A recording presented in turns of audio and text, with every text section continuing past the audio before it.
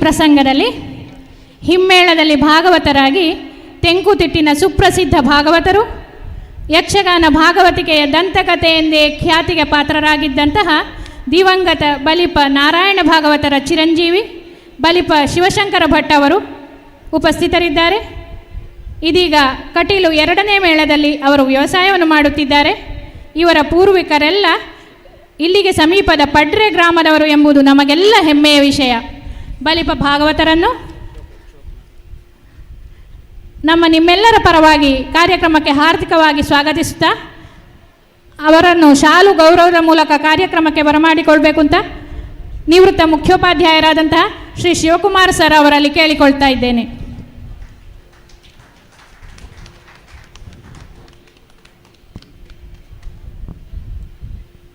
ಇನ್ನು ಚೆಂಡೆ ವಾದಕರಾಗಿ ವರ್ತಮಾನ ಕಾಲದ ಅಗ್ರಮಾನ್ಯ ಹಿಮ್ಮೇಳ ವಾದಕರು, ಪ್ರಸ್ತುತ ಹನುಮಗಿರಿ ಮೇಳದ ಪ್ರಧಾನ ಮದ್ದಳೆಗಾರರಾಗಿರುವಂತಹ ಸರಳ ಸಜ್ಜನಿಕೆಯ ಶ್ರೀಯುತ ದೇಲಂತಮಜಲು ಸುಬ್ರಹ್ಮಣ್ಯ ಭಟ್ ಇವರು ಉಪಸ್ಥಿತರಿದ್ದಾರೆ.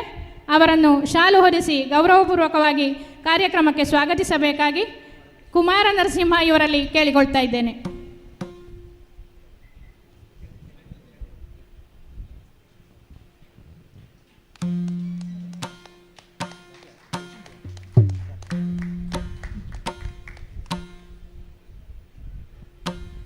ಮದ್ದಳೆ ವಾದಕರಾಗಿ ಯುವ ಮದ್ದಳೆಗಾರ, ಈಗಾಗಲೇ ತನ್ನ ಕೈಚಳಕದ ಮೂಲಕ ಅನೇಕ ಪ್ರಸಿದ್ಧ ಭಾಗವತರಿಗೆ ಹಿಮ್ಮೇಳ ವಾದಕರಾಗಿ ಸೈ ಎನಿಸಿಕೊಂಡಂತಹ, ಪ್ರಸ್ತುತ ಹನುಮಗಿರಿ ಮೇಳದಲ್ಲಿ ಹಿಮ್ಮೇಳ ವಾದಕರಾಗಿ ವ್ಯವಸಾಯ ಮಾಡುತ್ತಿರುವಂತಹ ಶ್ರೀ ಶ್ರೀಧರ ವಿಟ್ಲ ಅವರು ಇದ್ದಾರೆ. ಇವರನ್ನು ಶಾಲು ಗೌರವದ ಮೂಲಕ ಕಾರ್ಯಕ್ರಮಕ್ಕೆ ಸ್ವಾಗತಿಸಬೇಕೆಂದು ಸಹಕಾರಿ ಬ್ಯಾಂಕಿನ ಅಧ್ಯಕ್ಷರಾದ ಶ್ರೀ ಪದ್ಮನಾಭ ಬೋರ್ಕರ್ ಅವರಲ್ಲಿ ಕೇಳಿಕೊಳ್ತಾ ಇದ್ದೇನೆ.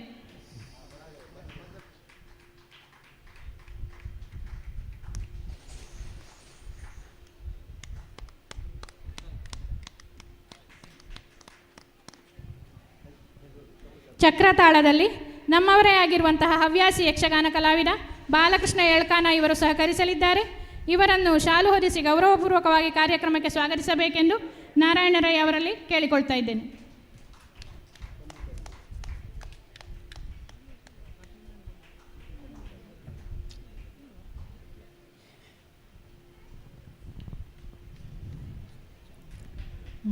ಇನ್ನು ಪಾತ್ರವರ್ಗದಲ್ಲಿ ತಮಾಸುರನ ಪಾತ್ರದಲ್ಲಿ ತಾಳಮದ್ದಳೆಯ ಹಿರಿಯ ಅರ್ಥಧಾರಿಗಳ ಪೈಕಿ ಓರ್ವರಾಗಿರುವಂತಹ ವಿಟ್ಲ ಶಂಭು ಶರ್ಮರು ಕಾಣಿಸಿಕೊಳ್ಳಿಕ್ಕಿದ್ದಾರೆ.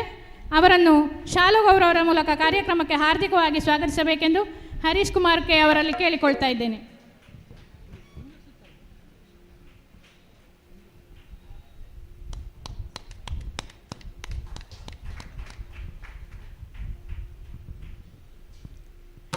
ದೇವೇಂದ್ರನ ಅರ್ಥಗಾರಿಕೆಯಲ್ಲಿ ಕಾಣಿಸಿಕೊಳ್ಳಿಕ್ಕಿದ್ದಾರೆ ನಿವೃತ್ತ ಉಪನ್ಯಾಸಕರು, ಉತ್ತಮ ಬರಹಗಾರರು, ಒಳ್ಳೆಯ ತಾಳಮದ್ದಳೆ ಅರ್ಥಧಾರಿಗಳು, ಪ್ರಸ್ತುತ ಎಲ್ಲ ಹೆಚ್ಚಿನ ಒಳ್ಳೆಯ ಕೂಟಗಳಲ್ಲಿ ಕಾಣಿಸಿಕೊಳ್ಳುತ್ತಿರುವಂತಹ ಪ್ರಸಿದ್ಧ ಅರ್ಥಧಾರಿಗಳಾಗಿದ್ದಂತಹ ಶ್ರೀಯುತ ರಾಧಾಕೃಷ್ಣ ಕಲ್ಚಾರಿ ಇವರು. ಇವರನ್ನು ಶಾಲು ಹೊದಿಸಿ ಕಾರ್ಯಕ್ರಮಕ್ಕೆ ಬರಮಾಡಿಕೊಳ್ಳಬೇಕೆಂದು ಶ್ರೀ ಸಂಜೀವ್ ಅವರಲ್ಲಿ ಕೇಳಿಕೊಳ್ತಾ ಇದ್ದೇನೆ.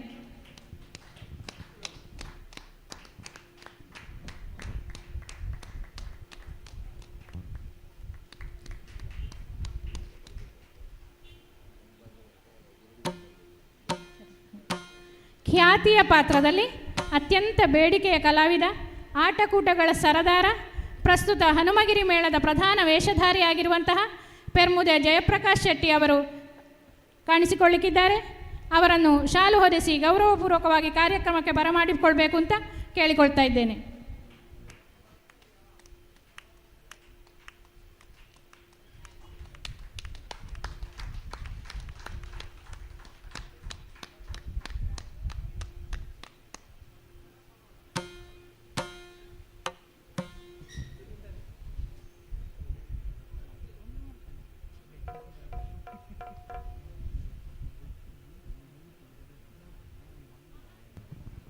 ಮಹಾವಿಷ್ಣುವಿನ ಪಾತ್ರದಲ್ಲಿ ಹಿರಿಯ ವಿದ್ವಾಂಸರು, ಉತ್ತಮ ವಾಗ್ಮಿಗಳು, ಶ್ರುತಿ ಸ್ಮೃತಿ ಪುರಾಣಗಳ ಬಗ್ಗೆ ಆಳವಾದ ಜ್ಞಾನವನ್ನು ಹೊಂದಿರುವ, ಎಲ್ಲ ವಿಷಯದ ಬಗ್ಗೆ ಇದಮಿತ್ತಂತ ಸ್ಪಷ್ಟವಾಗಿ ಅತ್ಯಂತ ನಿಖರತೆಯಿಂದ ಹೇಳಬಲ್ಲಂತಹ ಶ್ರೀಯುತ ಹಿರಣ್ಯ ವೆಂಕಟೇಶ ಭಟ್ ಅವರು ಆಗಮಿಸಲಿಕ್ಕಿದ್ದಾರೆ. ಅವರನ್ನು ಅವರ ಅನುಪಸ್ಥಿತಿಯಲ್ಲಿ ಅವರಿಗೆ ಹೃತ್ಪೂರ್ವಕ ಸ್ವಾಗತವನ್ನು ಹೇಳ್ತಾ ಇದ್ದೇವೆ. ಭೃಗುವಿನ ಪಾತ್ರದಲ್ಲಿ ಅತ್ಯಂತ ನಿರರ್ಗಳವಾಗಿ ಅರ್ಥ ಹೇಳಬಲ್ಲ, ತಮ್ಮದೇ ವಿಶಿಷ್ಟ ಶೈಲಿಯಿಂದ ಅದೆಷ್ಟೋ ಯಕ್ಷ ಪ್ರೇಕ್ಷಕರ ಮನಸ್ಸನ್ನು ಗೆದ್ದಿರುವಂತಹ ಶ್ರೀಯುತ ಜಬ್ಬಾರ್ ಸಮೋ ಸಂಪಾಜೆ ಅವರು ಆಗಮಿಸಲಿಕ್ಕಿದ್ದಾರೆ. ಅವರಿಗೂ ನಿಮ್ಮೆಲ್ಲರ ಪರವಾಗಿ ಹಾರ್ದಿಕ ಸ್ವಾಗತ. ಆದರಣೀಯರೇ, ಈ ತಾಳಮದ್ದಳೆ ಸುಮಾರು 3-4 ಗಂಟೆಗಳ ಹೊತ್ತು ಅನೇಕ ಪೌರಾಣಿಕ ವಿಚಾರಗಳ ಚಿಂತನ ಮಂಥನದೊಂದಿಗೆ ರಸವತ್ತಾಗಿ ಮೂಡಿಬರಲಿದೆ. ತಾವೆಲ್ಲರೂ ಕೊನೆಯ ತನಕ ಕುಳಿತು ಕಾರ್ಯಕ್ರಮವನ್ನು ವೀಕ್ಷಿಸಿ ಕಲಾವಿದರನ್ನು ನಮ್ಮನ್ನು ಪ್ರೋತ್ಸಾಹಿಸಿ ಕಾರ್ಯಕ್ರಮವನ್ನು ಚಂದಗಾಣಿಸಿಕೊಡಬೇಕು ಅಂತ ನಿಮ್ಮಲ್ಲಿ ಮತ್ತೊಮ್ಮೆ ವಿನಮ್ರವಾಗಿ ಬೇಡಿಕೊಳ್ಳುತ್ತಾ ಪುನಃ ನಿಮ್ಮೆಲ್ಲರನ್ನು ಕಾರ್ಯಕ್ರಮಕ್ಕೆ ಹಾರ್ದಿಕವಾಗಿ ಸ್ವಾಗತಿಸಿ ಇದೀಗ ಪ್ರಸಂಗವನ್ನು ಪ್ರಾರಂಭಿಸಬೇಕು ಅಂತ ಭಾಗವತರಲ್ಲಿ ವಿನಂತಿಸಿಕೊಳ್ತಾ ಇದ್ದೇವೆ. ಯಕ್ಷಗಾನಂ ವಿಶ್ವಗಾನಂ.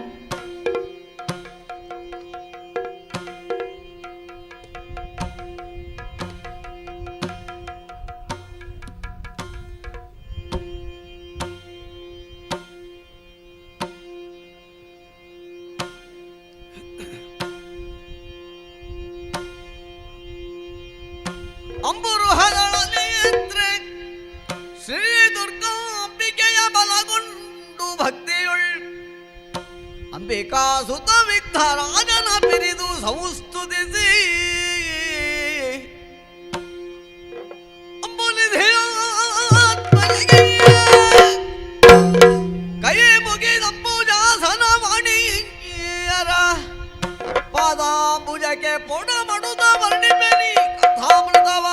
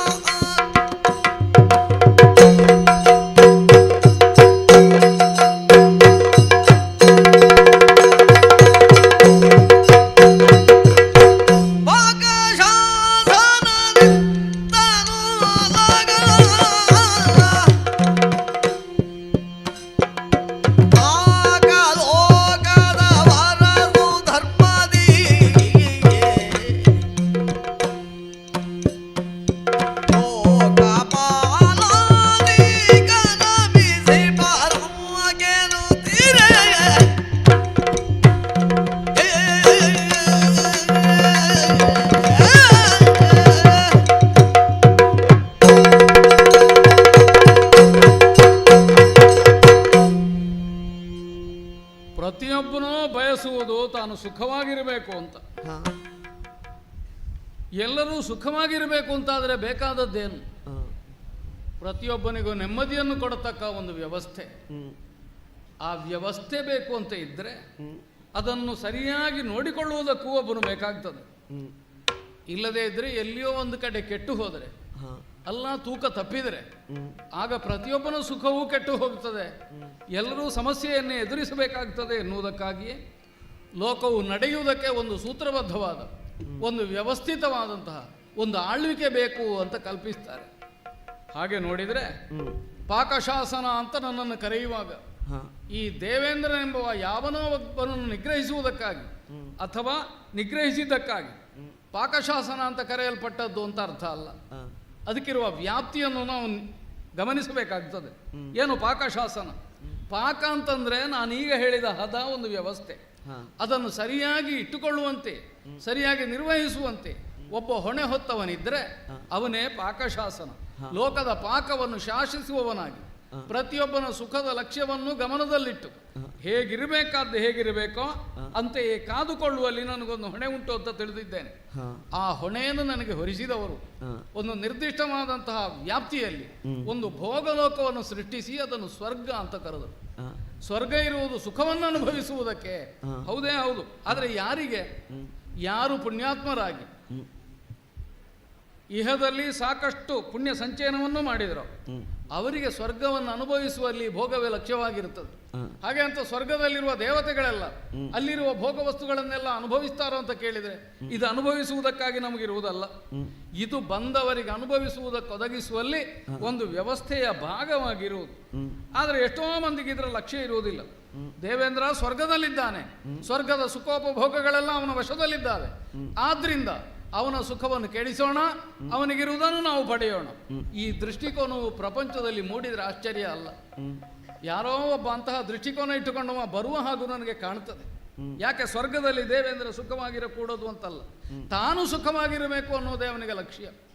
ಕೆಳಗಿನ ಪ್ರಪಂಚವನ್ನು ನೋಡಿದರೆ ಪ್ರತಿಯೊಬ್ಬರು ಸಾತ್ವಿಕರಾಗಿ ಏನು ಉಳಿಯಲಿಲ್ಲ, ಅಥವಾ ಇನ್ನು ಮುಂದಕ್ಕೆ ಹಾಗೆ ಉಳಿಯುತ್ತಾರೆ ಎನ್ನುವ ವಿಶ್ವಾಸವೂ ಇಲ್ಲ.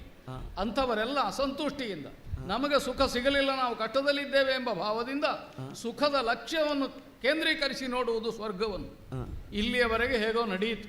ಆದರೆ ಇತ್ತೀಚೆಗೆ ಅಂತಹ ಅತೃಪ್ತರಲ್ಲಿಯೇ ಒಬ್ಬ ಪ್ರಬಲನಾಗಿ ಇವರಿಗೆ ನಾಯಕನಾಗುವ ಸೂಚನೆಯು ಕಾಣಿಸ್ತದೆ. ತಮಾಸುರ ಅಂತ ಅವನಿಗೆ ಹೆಸರು. ಇಲ್ಲಿಯವರೆಗೆ ಇಂತಹ ದುಷ್ಟಬುದ್ಧಿಯನ್ನು ಯಾರು ಪ್ರಕಟಿಸದೇ ಇದ್ರೂ ಲೋಕದಲ್ಲಿ ಅನೇಕರ ಹೃದಯದಲ್ಲಿ ಹುಟ್ಟುವ ಈ ದುರಭಿಸಂಧಿಗೆ ಒಬ್ಬ ಮುಖವಾಣಿಯಾಗುವುದಕ್ಕೆ ಈ ತಮಾಸುರನ ಸ್ವರೂಪದಲ್ಲಿ ಸಿದ್ಧನಾದನು ಹಾಗೆ ಅಂತ ನಮಗೆ ಕಾಣುತ್ತದೆ. ಯಾಕಂದ್ರೆ ಸೋಮಕ ಎಂಬ ಹೆಸರಿದ್ದವ ತನ್ನ ಕರ್ಮದಿಂದಾಗಿಯೇ ತನ್ನ ಬುದ್ಧಿಯಿಂದಲಾಗಿಯೇ ತಮಾಸುರ ಅಂತ ಕರೆಯಲ್ಪಟ್ಟವ.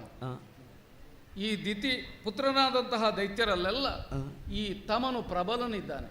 ಎಷ್ಟು ಪ್ರಬಲ ಅಂತಂದ್ರೆ ದೇವತೆಗಳ ಸೇನೆಯನ್ನು ಹೊಂದಿ ಪರಾಕ್ರಮಿಯಾದಂತಹ ನಾನೇ ಅವನನ್ನು ಎದುರಿಸುವುದಕ್ಕೆ ಕಷ್ಟವಾದೀತೋ ಹೀಗೆ ಯೋಚಿಸಬೇಕಾದಷ್ಟು ಪ್ರಬಲನಿದ್ದಾನೆ.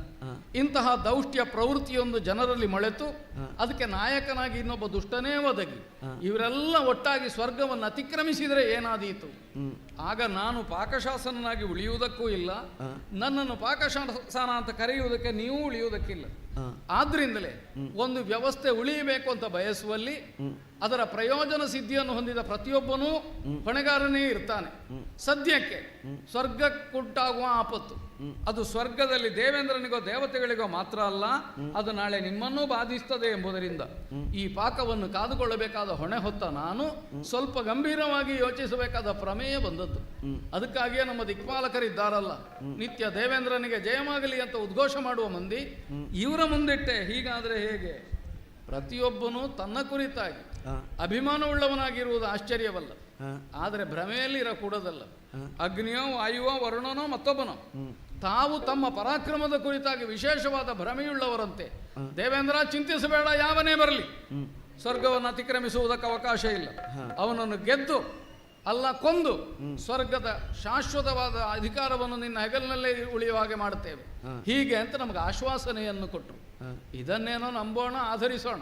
ಯಾಕೆ ನನಗೆ ನನ್ನ ಬೆಂಬಲಿಗರಾದ ದಿಕ್ಪಾಲಕರನ್ನು ಬಿಟ್ಟರೆ ಬೇರೆ ಯಾರ ಆಶಯವೂ ಇಲ್ವಲ್ಲ ಸದ್ಯಕ್ಕೆ. ಆದರೆ ಇಷ್ಟೇ ಸಾಕಾದೀತೆ, ಅವರನ್ನು ಗೆಲ್ಲುವುದಕ್ಕಾದೀತೆ. ಅಲ್ಲ, ಗೆಲ್ಲುವುದೇ ಹೌದು ಅಂತಾದರೆ ನಾವು ಇಲ್ಲಿ ಈ ಕ್ಷಣವೇ ತೊಡಗಬೇಕೆ ಯುದ್ಧಕ್ಕೆ? ಈ ಪ್ರಶ್ನೆಗೆ ಉತ್ತರ ಕೊಟ್ಟದ್ದು ನಮ್ಮ ಆಚಾರ್ಯರಾದ ಬೃಹಸ್ಪತಿಗಳು. ದೇವೇಂದ್ರ, ಏನು ಮ್ಲಾನಮುಖನಾಗಿದ್ದಿ, ಏನು ಚಿಂತೆ ಅಂತ ಕೇಳಿದ್ದಕ್ಕೆ ನಾನು ನಿವೇದಿಸಿದೆ, ಸ್ವಾಮಿ ಹೀಗುಂಟು, ನಾಳೆ ತಮಾಸುರ ಸ್ವರ್ಗವನ್ನು ಅತಿಕ್ರಮಿಸುವ ಬುದ್ಧಿ ಉಳ್ಳವನಾದರೆ ಅವನನ್ನು ಎದುರಿಸುವುದು ನಮಗೆ ಕಷ್ಟವಾದೀತು. ಹಾಗಾಗಿ ಈಗಲೇ ಅವನನ್ನು ನಿಗ್ರಹಿಸಬೇಕೆ? ಒಬ್ಬ ಅಪರಾಧ ಮಾಡಿಯಾನು ಎಂಬ ಶಂಕೆಯಿಂದಲೇ ನಿಗ್ರಹಿಸೋಣವೋ, ಅಲ್ಲ ಅಪರಾಧ ಮಾಡಿದ ಮೇಲೆ ಮಾಡುವುದಕ್ಕೆ ಬಿಟ್ಟು ಮತ್ತೆ ನಿಗ್ರಹಿಸೋಣವೋ? ಅದಕ್ಕೆ ಅವರೊಂದು ಮಾತೆ ಹೇಳಿದ್ರಲ್ಲ, ನಾವು ಆಧರಿಸಬಹುದಾದ ಮಾತೇ ಹೌದಲ್ಲ. ಗುರುವಚನವನು ಆಧರಿಸಿ, ಗುರುವಚನವನಾಧರಿಸಿ ಸುರಪಾಲವು ಬಪ್ಪ ಕಾಲವವು ಕಾದಿಡ್ದವು, ಸುರ ಸಂಪದ ನವನಿಧಿಗಳಿಗರ ಸಾದವು, ಬಳಿಕ ವೈಶ್ರವಣ ನಲಕೇಶವು ಗುರುವಚನವನು ಆಧರಿಸಿ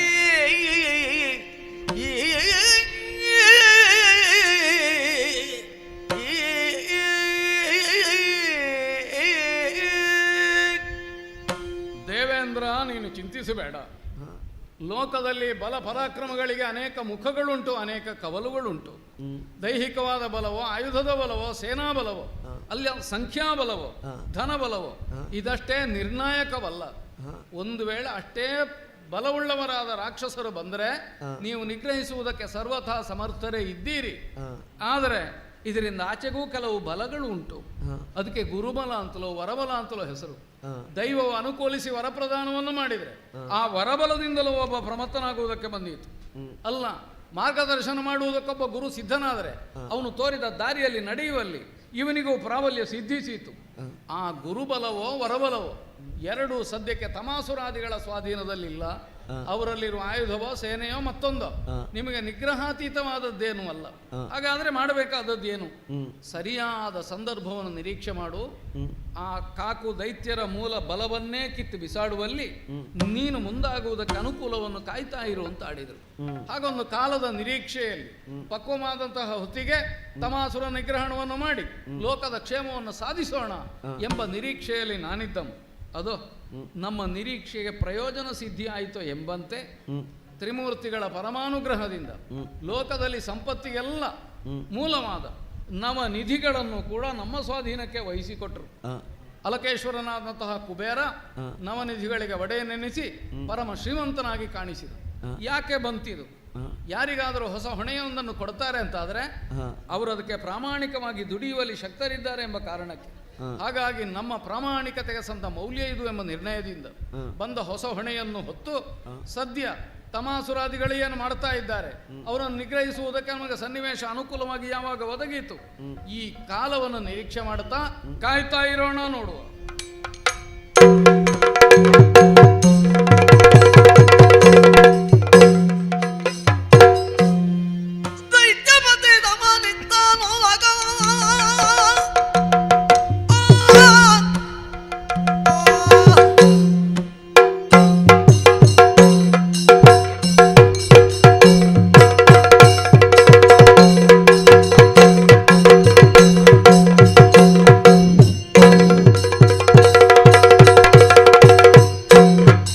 ದೈತ್ಯಪತಿ ದಮನಿತ್ತಾನೋ ಸತ್ವಬಲಯುತ ವೀರ ದಾನವ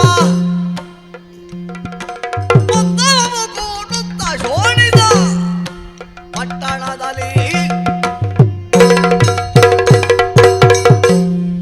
ದೈತ್ಯಪತಿ ತಮಾಸುರ ಈ ರೀತಿಯಾಗಿಯೇ ಜಗತ್ತು ನನ್ನನ್ನು ಗುರುತಿಸಿದೆ. ಹಿನ್ನೆಲೆಯ ಬಗ್ಗೆ ಹೆಚ್ಚಿನ ಅವಲೋಕನ ಅಗತ್ಯ ಇಲ್ಲ.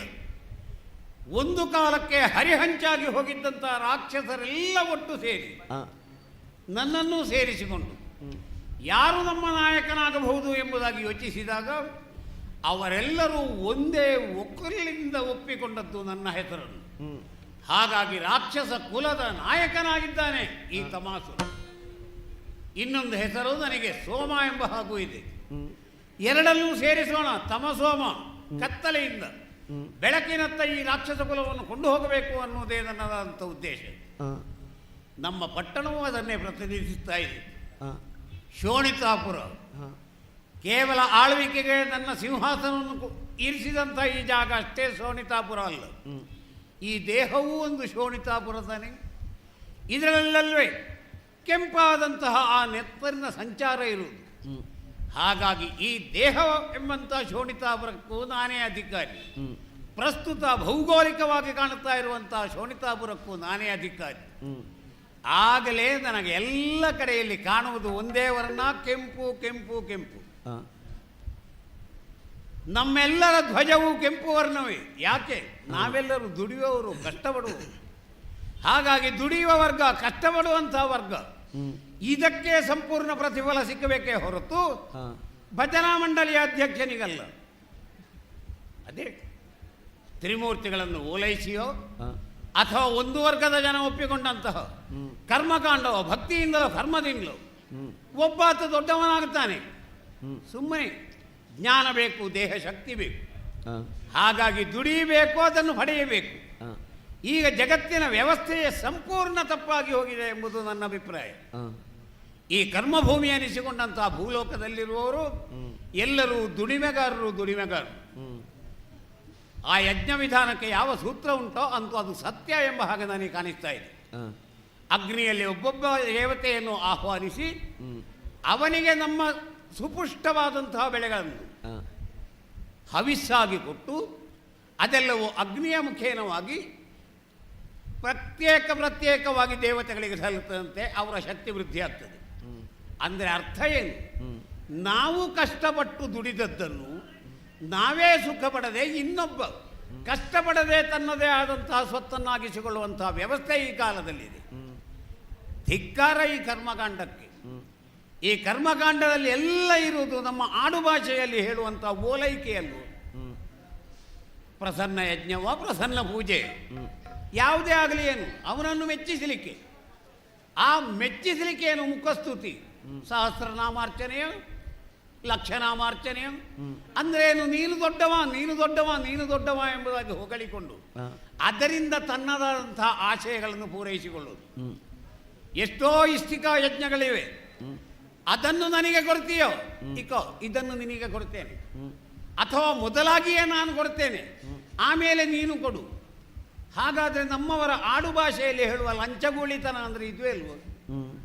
ದೇವರೇ ನಿನಗೆ ಇದನ್ನು ಕೊಡ್ತೇನೆ, ನನಗೆ ಅದು ಕೊಡು, ಅದೇ ಒಬ್ಬ ಸರ್ಕಾರಿ ಆಡಳಿತಾಧಿಕಾರಿಗೆ ಕೊಟ್ಟರೆ ಅದನ್ನು ಲಂಚ ಅಂತಲೇ ಹೇಳ್ತೇವೆ, ದೇವತೆಗಳಿಗಾದರೆ ಹವಿಸ್ಸು ಅಂತಲೇ ಹೇಳ್ತೇವೆ. ಎರಡೂ ಒಂದೇ ಅಲ್ಲ. ಎಲ್ಲ ಅವರವರ ಕಾರ್ಯ ಸಾಧನೆಗಾಗಿ ಕೈ ನೀಡುವಂಥದ್ದು ಅಥವಾ ಅಡಿಯಿಂದ ತೆಕ್ಕೊಳ್ಳುವಂಥದ್ದು. ಹಾಗಾಗಿ ನನ್ನದಾದಂತಹ ತೀರ್ಮಾನ, ಎಂದಿನವರೆಗೆ ವೇದ ಮೂಲವಾಗಿ ಬಳಿಕ ಅದರಿಂದ ಬೆಳವಣಿಗೆ ಹೊಂದಿದಂಥ ಈ ವೇದ ಸಂಸ್ಕೃತಿ ಎಂಬುದಿದೆ, ಅಲ್ಲಿಯವರೆಗೆ ಈ ಭೂಮಿಯಲ್ಲಿ ಭ್ರಷ್ಟಾಚಾರ ತಪ್ಪುವುದಿಲ್ಲ, ಭ್ರಷ್ಟಾಚಾರ ತಪ್ಪುವುದಿಲ್ಲ. ಭ್ರಷ್ಟಾಚಾರದ ಮೂಲವೇ ವೇದಗಳು. ಈ ವೇದಗಳಲ್ಲಿರುವಂತಹ ಯಜ್ಞಾದಿಗಳು ಅಥವಾ ಈ ವೇದದಿಂದ ಕವಲೊಡೆಯಲ್ಪಟ್ಟಂತಹ ಪೂಜಾದಿಗಳು ಎಲ್ಲವೂ ತನ್ನ ಲಾಭವನ್ನು ಸಾಧಿಸಲಿಕ್ಕೆ ಅದನ್ನು ಕೊಡ್ತೇನೆ ಇದನ್ನು ಕೊಡ್ತೇನೆ ಎಂಬುದೇ ಅಲ್ವೋ ಇರುವುದು. ಹಾಗಾದರೆ ನಾವು ಆಡು ಮಾತಿನಲ್ಲಿ ಹೇಳುವಂಥ ಲಂಚಗಾರಿಕೆ ಎಲ್ಲಿಗೆ ಮುಟ್ಟಿ ಹೋಯಿತು? ಎಲ್ಲಿಂದ ಬಂತು? ವೇದಗಳಿಂದ ಬಂತು ಹೊರತು ಮತ್ತೆಲ್ಲೂ ಅಲ್ಲ. ಆ ಆಡಳಿತ ಈ ಆಡಳಿತ ಅಂತ ಬೇಡ. ನೋಡು, ಏನು ನೋಡ್ತೀರಿ? ಕೊಲ್ಲಿ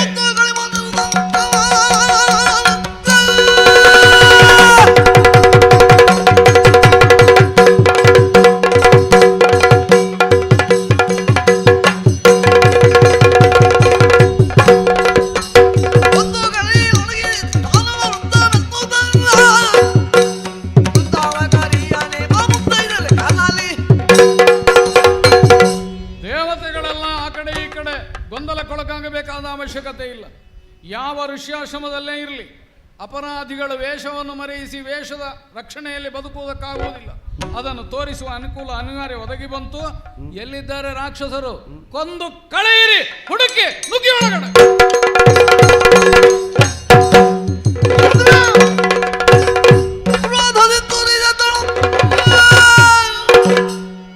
ಸತಿ ಹೇ ದಿವಿಜಪತಿ, ನಿನ್ನ ಅಹಂಕೃತಿಗೆ ಗಾದವಾದು ಗತಿಯನ್ನು ತಮನ ಸ್ತಂಭಿಸಿದಳ ಖ್ಯಾತಿ. ಚಂದ್ರ, ಪಾಕಶಾಸನನಾದಂತಹ ನೀನು ಎಲ್ಲ ಕಡೆಯಲ್ಲಿಯೂ ನಿನ್ನ ಶಾಸನ ಚಕ್ರ ತಿರುಗಿಸಬಹುದು ಎನ್ನುವಂತಹ ಉದ್ಧಟತನದಿಂದ ವರ್ತಿಸಿದೆ ಅಂತ ಆಗುವುದಿಲ್ಲ. ನಾನು ನೋಡ್ತೇನೆ, ಹಾಗೆ ಆಗ್ತದೆ. ಅತೀವವಾದಂತಹ ವಿಶ್ವಾಸ ಎನ್ನುವುದು ನಮ್ಮನ್ನು ಕುಣಿಕೆಯೊಳಗೆ ಸಿಕ್ಕಿಸ್ತದೆ. ಮಳೆ ಬಂದ ಮಾರನೇ ದಿವಸ ನಮ್ಮ ಮನೆಯ ಅಂಗಳವಾದರೂ ಜಾಗೃತಿಯಿಂದ ನಡೆಯಬೇಕು. ನಾವು ಯಾವ ಉದ್ದೇಶಕ್ಕಾಗಿ ತೊಡಗಿದ್ದೇವೆ ಅನ್ನೋದರ ಮೇಲೆ ಪರಿಣಾಮದ ತೀವ್ರತೆ ನಿರ್ಣಯ ಆಗ್ತದೆ. ತೋಟ ನಮ್ಮದೇ ಆದ್ರೂ ಕೈ ಬೀಸಿ ನಡೆಯುವಾಗ ನಾವು ನೆಟ್ಟ ಗಿಡವಾದರೂ ನಮ್ಮ ಕೈಗೆ ತಾಗಿತು ಅಂತಾದ್ರೆ ಕೀಲು ಮುರಿಯುತ್ತದೆ. ಕೇವಲ ನಾವು ನಮ್ಮ ಸ್ವಾರ್ಥಕ್ಕಾಗಿ ಮಾಡುತ್ತಿರುವುದಲ್ಲ, ಇದು ಲೋಕಕ್ಷೇಮಕ್ಕಾಗಿ ಮಾಡುತ್ತಾ ಇರುವುದು. ಯೋಗಕ್ಷೇಮ, ಲೋಕಕ್ಷೇಮ, ಲೋಕಕ್ಷೇಮ. ಈ ಪ್ರಪಂಚದಲ್ಲಿ ಕ್ಷೇಮಿಯಾಗಿ ನೀನು ಬದುಕಬೇಕು ಅಂತ ಯಾವನು ತನ್ನ ಜೀವನ ದಾನವನ್ನು, ಬಲಿದಾನವನ್ನು, ತನ್ನ ಬದುಕಿನ ದಾನವನ್ನು, ತನ್ನ ದೇಹ ದಾನವನ್ನು ಕೊಟ್ಟನು, ಅಂತವನ ಬೆನ್ನೆಲುಬಿನಿಂದ ಧರ್ಮ ರಕ್ಷಣೆ ಮಾಡುವ ಉದ್ದೇಶದಲ್ಲಿ ಅಧರ್ಮಿಯಾಗಿ ದೌಷ್ಟ್ಯದಿಂದ ಮೇರೆ ಮೇರಿ ಮುನಿಸತಿಯಾದಂತಹ ನನ್ನನ್ನು ಬಡಿಯುವುದಕ್ಕೆ ಕುರಿಶವನ್ನೆತ್ತಿದೆಯೇನೋ? ಅದೇ ಬೆನ್ನೆಲುಬು. ಮಾಡಬೇಕಾದದ್ದನ್ನು ಮಾಡುವುದಕ್ಕೆ ನನಗೆ ಪ್ರೇರಕ ಶಕ್ತಿಯಾಗಿ ನಿಂತಿದೆ ಅಂತ ತಿಳಿ. ಹೌದಾ? ನೀನಾದರೂ ಸರಿಯೇ, ಅಡ್ಡ ಬಂದರೆ ಕವಚಕ್ಕೆ, ದೇಹಕ್ಕೆ ಬೀಳುವ ಹೊಡೆತ ಕವಚಕ್ಕೆ ಬಿದ್ದಿತ್ತು. ಯಾವ ಋಷಿಯ ಬೆನ್ನೆಲುಬು ನಿನ್ನ ಆಯುಧ ಅಂತ ನೀನು ಮೇರೆ ಮೀರಿ ಬೀಗಿ ನನ್ನನ್ನು ಬಾಗಿಸಬೇಕು ಅಂತ ಪ್ರಯತ್ನಿಸ್ತೀಯೋ, ನಿನ್ನ ಬೆನ್ನ ಹುರಿಯಲ್ಲಿ ಚಳಿ ಮೂಡಬೇಕು. ಅದಕ್ಕಾಗಿ ನೀನು ನಿತ್ತಲ್ಲಿಯೇ ಮರಗಟ್ಟಿ ಹೋಗು, ಸ್ತಂಭೀಭೂತನಾಗಿ ಹೋಗು.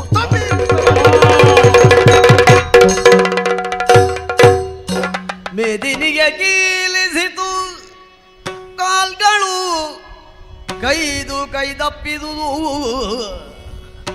ಗೊಂಬೆಯೊಲುವಾದ ಮರ ಮಟ್ಟ ಮರ ನಮಗಿದ್ದ ಸ್ತಂಭನದಿ.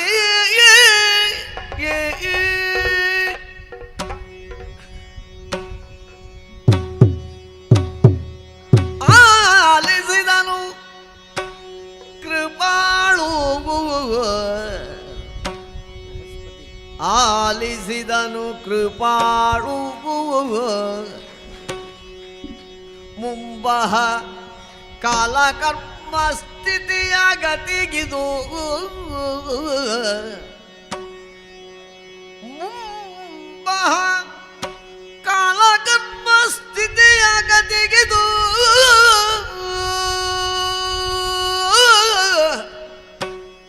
ಮೂಲ ಖ್ಯಾತಿ ಸ್ತಂಭತಮ ವಿಜೃಂಭಣೆಯು ಭವಣಿ.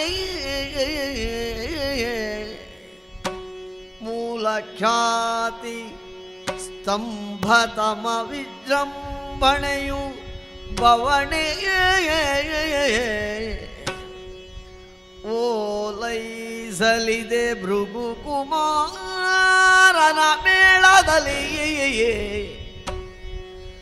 ಓಲೈಸಲಿದೆ ಭೃಗು ಕುಮಾರನ ಮೇಳದಲ್ಲಿ ರಕ್ಕಸ ಪ್ರಪಂಚವು ಗೋಳು ಗೊಡಲಲ್ಲಿರಲು ಗೋಳು ಗೊಡಲಲ್ಲಿರಲು ಬೇಕೆಂದು ಇದೆ ಮೈದೋರ್ದ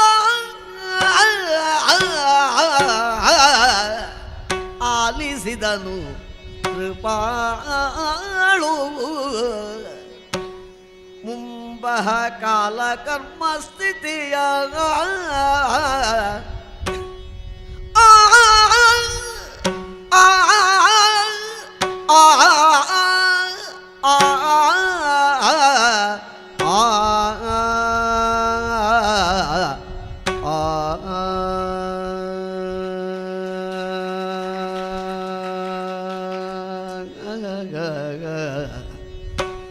ಸ್ಥಿತಿಯ ಗತಿಗಿದು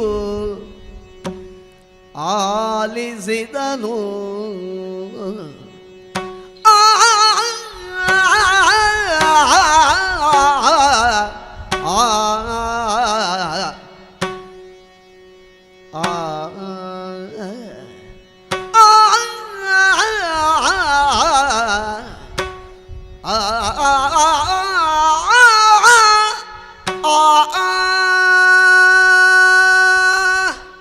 ಆಲಿಸ್ತಾ ಇದ್ದೇನೆ. ಪ್ರಕರಣದ ಕುರಿತು ನಿರೀಕ್ಷೆಯೂ ಇದೆ. ಆಲಿಸುವಿಕೆಯಲ್ಲೂ ಒಂದು ನಿರೀಕ್ಷೆ ಇದೆ.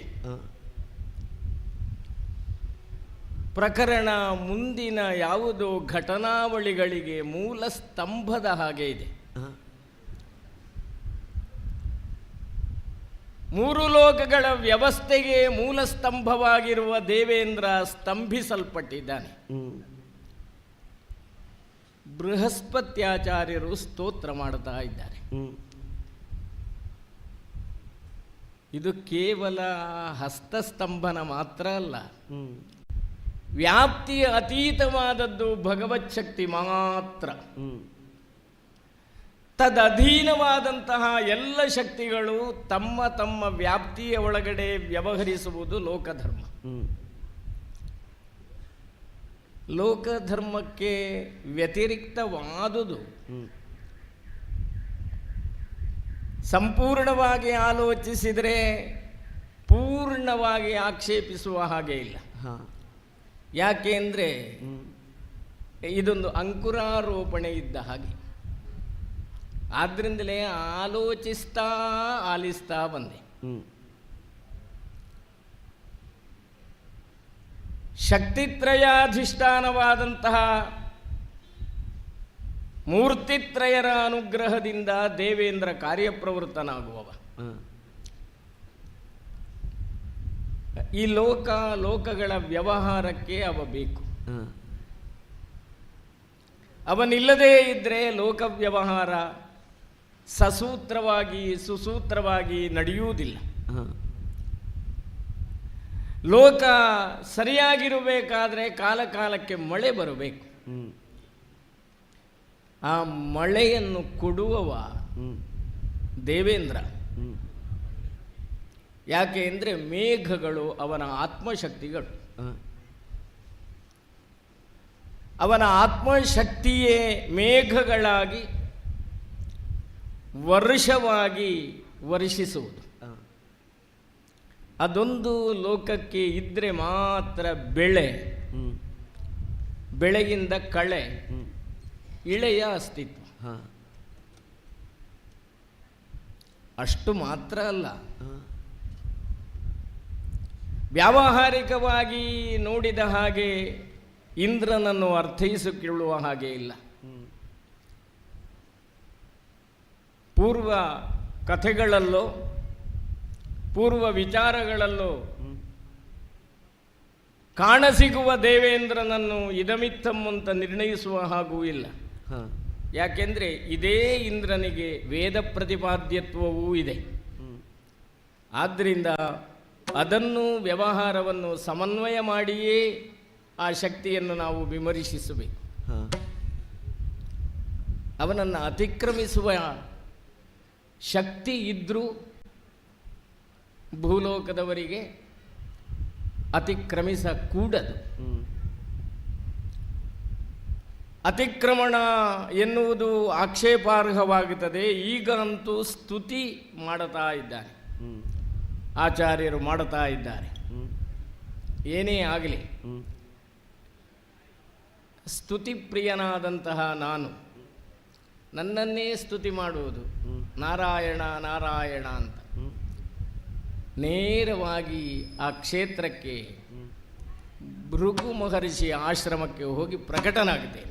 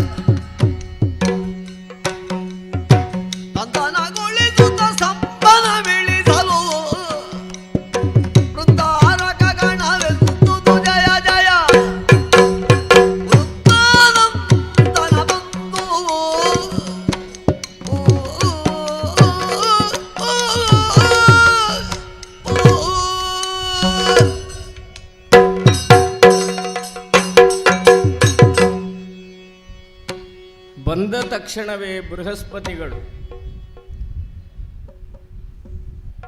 ಪ್ರಣಾಮಗಳನ್ನು ಸಲ್ಲಿಸಿದರು, ವಿಷಯವನ್ನು ಹೇಳಿದರು. ಸ್ಪರ್ಶ ಮಾತ್ರದಿಂದಲೇ ಇಂದ್ರನ ಸ್ತಂಭನವನ್ನು ತೆಗೆದು ಅವ ನನ್ನನ್ನು ನೋಡುವ ಹಾಗೆ ನಿಂತುಕೊಳ್ಳುತ್ತೇನೆ. ಪ್ರಭು ದೇವೇಂದ್ರ, ಸಂಸ್ಪರ್ಶ ಮಾತ್ರದಿಂದ ನನಗುಂಟಾದಂತಹ ಈ ಬಂಧನವನ್ನು ಹೋಗಲಾಡಿಸಿ ಮತ್ತೆ ಚೇತನಪೂರ್ಣನಾಗುವಂತೆ ಮಾಡಿದೆಯಲ್ಲ ಸ್ವಾಮಿ. ಹೌದು. ಮೊದಲು ನಿನ್ನ ಪಾದಾರವಿಂದಗಳಿಗೆ ಇದು ಶರಣಾಗತಿಯ ದ್ಯೋತಕವಾಗಿ ಪ್ರಣಾಮವನ್ನು ಸಲ್ಲಿಸಿದೆ. ಒಳ್ಳೆಯದಾಗಲಿ ಸ್ವಾಮಿ. ಬಂದೆ. ಎರಗುತ ನುತಿಸಿದ ನಾರಾಯಣನೇ ನಿನ್ನ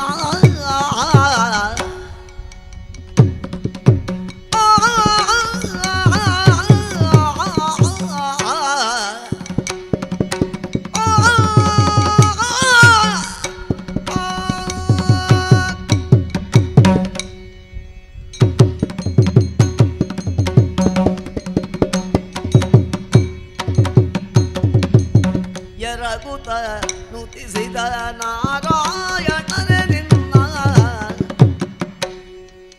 ಕರುಣೆ ತುಳಿದುದಿ ಬದುಕು, ಕರುಣೆ ತುಳಿದುದಿ ಬದುಕು. ಗರುವೆಯ ಸಾಧ್ಯಳು, ಗರುವೆಯ ಸಾಧ್ಯಳು ಬಿಡಳೆಮ್ಮ ಸುಮ್ಮನೆಯೇ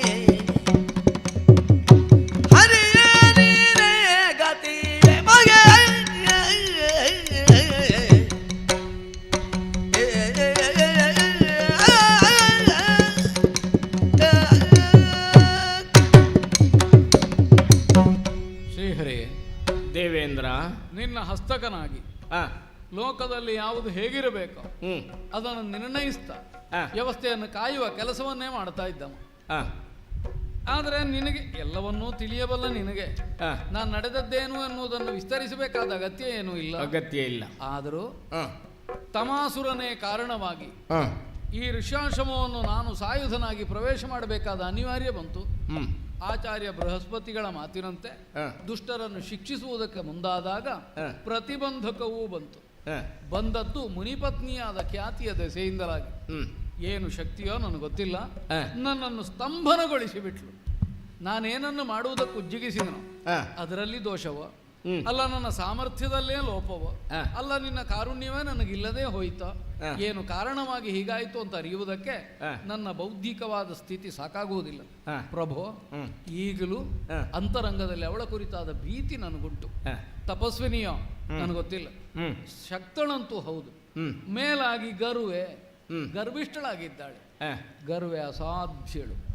ನಮ್ಮ ಮಿತಿಗಿಂತ ಬಹಳ ಆ ಕಡೆ ಇದ್ದಾಳೆ. ಹ. ನಮ್ಮನ್ನು ಸುಮ್ಮನೆ ಬಿಡತಕ್ಕವಳಲ್ಲ. ಹ್ಮ್. ನಿನ್ನ ಅನುಗ್ರಹದಿಂದ ನನ್ನ ಸ್ತಂಭನ ಹೋಗಿದೆ ದಿಟವೇ. ಹ. ಆದರೆ ದೇವೇಂದ್ರನ ಕುರಿತಾದಂತಹ ವಿದ್ವೇಷ ಭಾವ ಅವಳಿಂದ ಹೋದೀತು ಅಂತ ತಿಳಿಯುವುದಿಲ್ಲ. ಹ. ಆದ್ರಿಂದ ಬಿಡಳೆಮ್ಮ ಸುಮ್ಮನೆ ಅನ್ನುವಾಗ ನಿನ್ನನ್ನು ಸೇರಿಸಿ ಹೇಳಿದ್ದಲ್ಲ. ಹ್ಮ್. ನಿನಗೆ ಯಾವ ಪ್ರಕರಣದಲ್ಲಿ, ಯಾವ ಲೋಕದಲ್ಲಿ, ಯಾವ ಸ್ಥಿತಿಯಲ್ಲಿಯೂ ಹ. ನಿನಗೆ ಬಾಧೆ ಎಂಬುದು ಉಂಟಾಗುವುದಕ್ಕಿಲ್ಲ. ಹ್ಮ್. ಆದರೆ ನಮಗೆ ಹಾಗಲ್ವಲ್ಲ ಸ್ವಾಮಿ. ಹ. ನಿನ್ನ ಕಾರುಣ್ಯವನ್ನು ಇಲ್ಲದೆ ಹೋದರೆ ಹ್ಮ್. ನಾವು ಪ್ರಾಬಲ್ಯಕ್ಕೆ ತಲೆಬಾಗಲೇಬೇಕಾದ ಅನಿವಾರ್ಯತೆ ಉಂಟು. ಹ್ಮ್. ನಮ್ಮನ್ನು ಸುಮ್ಮನೆ ಬಿಡುವುದಕ್ಕಿಲ್ಲ. ಹ್ಮ್. ಈಗ ಏನೋ ಆಶ್ರಮದ ಒಳಗಿದ್ದಾಳೆ, ಹ್ಮ್. ಮುಂದೇನು ಅಂತ ನನಗೆ ಅರ್ಥ ಆಗೋದಿಲ್ಲ. ಹ. ನಾನು ತಪ್ಪು ಮಾಡಿದನೋ ಅಂತ ನನಗೊಂದು ಪ್ರಶ್ನೆಯೂ ಉಂಟು. ಉತ್ತರಿಸಬೇಕು ಸ್ವಾಮಿ. ನಿನ್ನ ಸ್ತಂಭನ ಹೋಯಿತೀಗ. ಹೌದು ಒಂದು ನೆಲೆಯಲ್ಲಿ ಅವಳ ಶಕ್ತಿಗಿಂತ ಅಧಿಕವಾದ ಶಕ್ತಿ ಪ್ರಯೋಗ ಆಯಿತು. ಹೌದು. ಸ್ತಂಭನ ಮಾಡುವ ಶಕ್ತಿಗಿಂತ ಹಾ, ಸ್ತಂಭನವನ್ನು ವಿಮೋಚನೆಗೊಳಿಸುವ ಶಕ್ತಿ ದೊಡ್ಡದಲ್ವ? ಮತ್ತು ಮಾಡಿದ ಮಹಾಶಕ್ತನೇ ಹೌದಲ್ಲ. ಆದ್ರಿಂದ ಹೆದರುವುದು ಬೇಡ.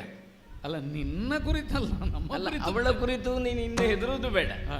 ಆದ್ರೆ ನೀನು ಕೇಳಿದ ಪ್ರಶ್ನೆಗೆ ಒಂದು ಉತ್ತರ ಕೊಡಬೇಕಲ್ಲ. ಹೌದು, ಅಪರಾಧ ಮಾಡಿದ್ದೇನೆ. ಶಕ್ತಿಯ ಮೀರಿನಿ ನಡೆದೆ ಮಾಘವಾಗ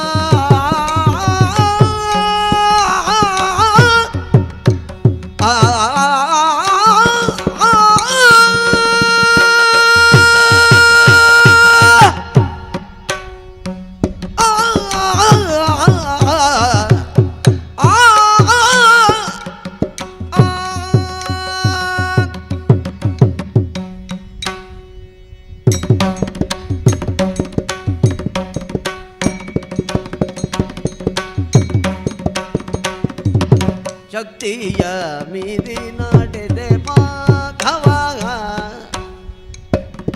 ಕೋಪೋದ್ರಿಕ್ತಳ ಗೆಲ್ಲುವಾದ ಸಾಧ್ಯ ಕೋಪೋದ್ರಿಕ್ತಳ ಗೆಲ್ಲುವಾದ ಸಾಧ್ಯ ಯುಕ್ತವೇ ಹೆಂಗೋಲೆ ಪಾರು ಕಾಣುವಾದೆಂತೂ ಯುಕ್ತವೇ ಹೆಂಗೋಲೆ ಪಾರು ಕಾಣುವಾದೆಂತೂ ಯುಕ್ತಿಯ ಮುಂಗಾಣೆ ನಾನು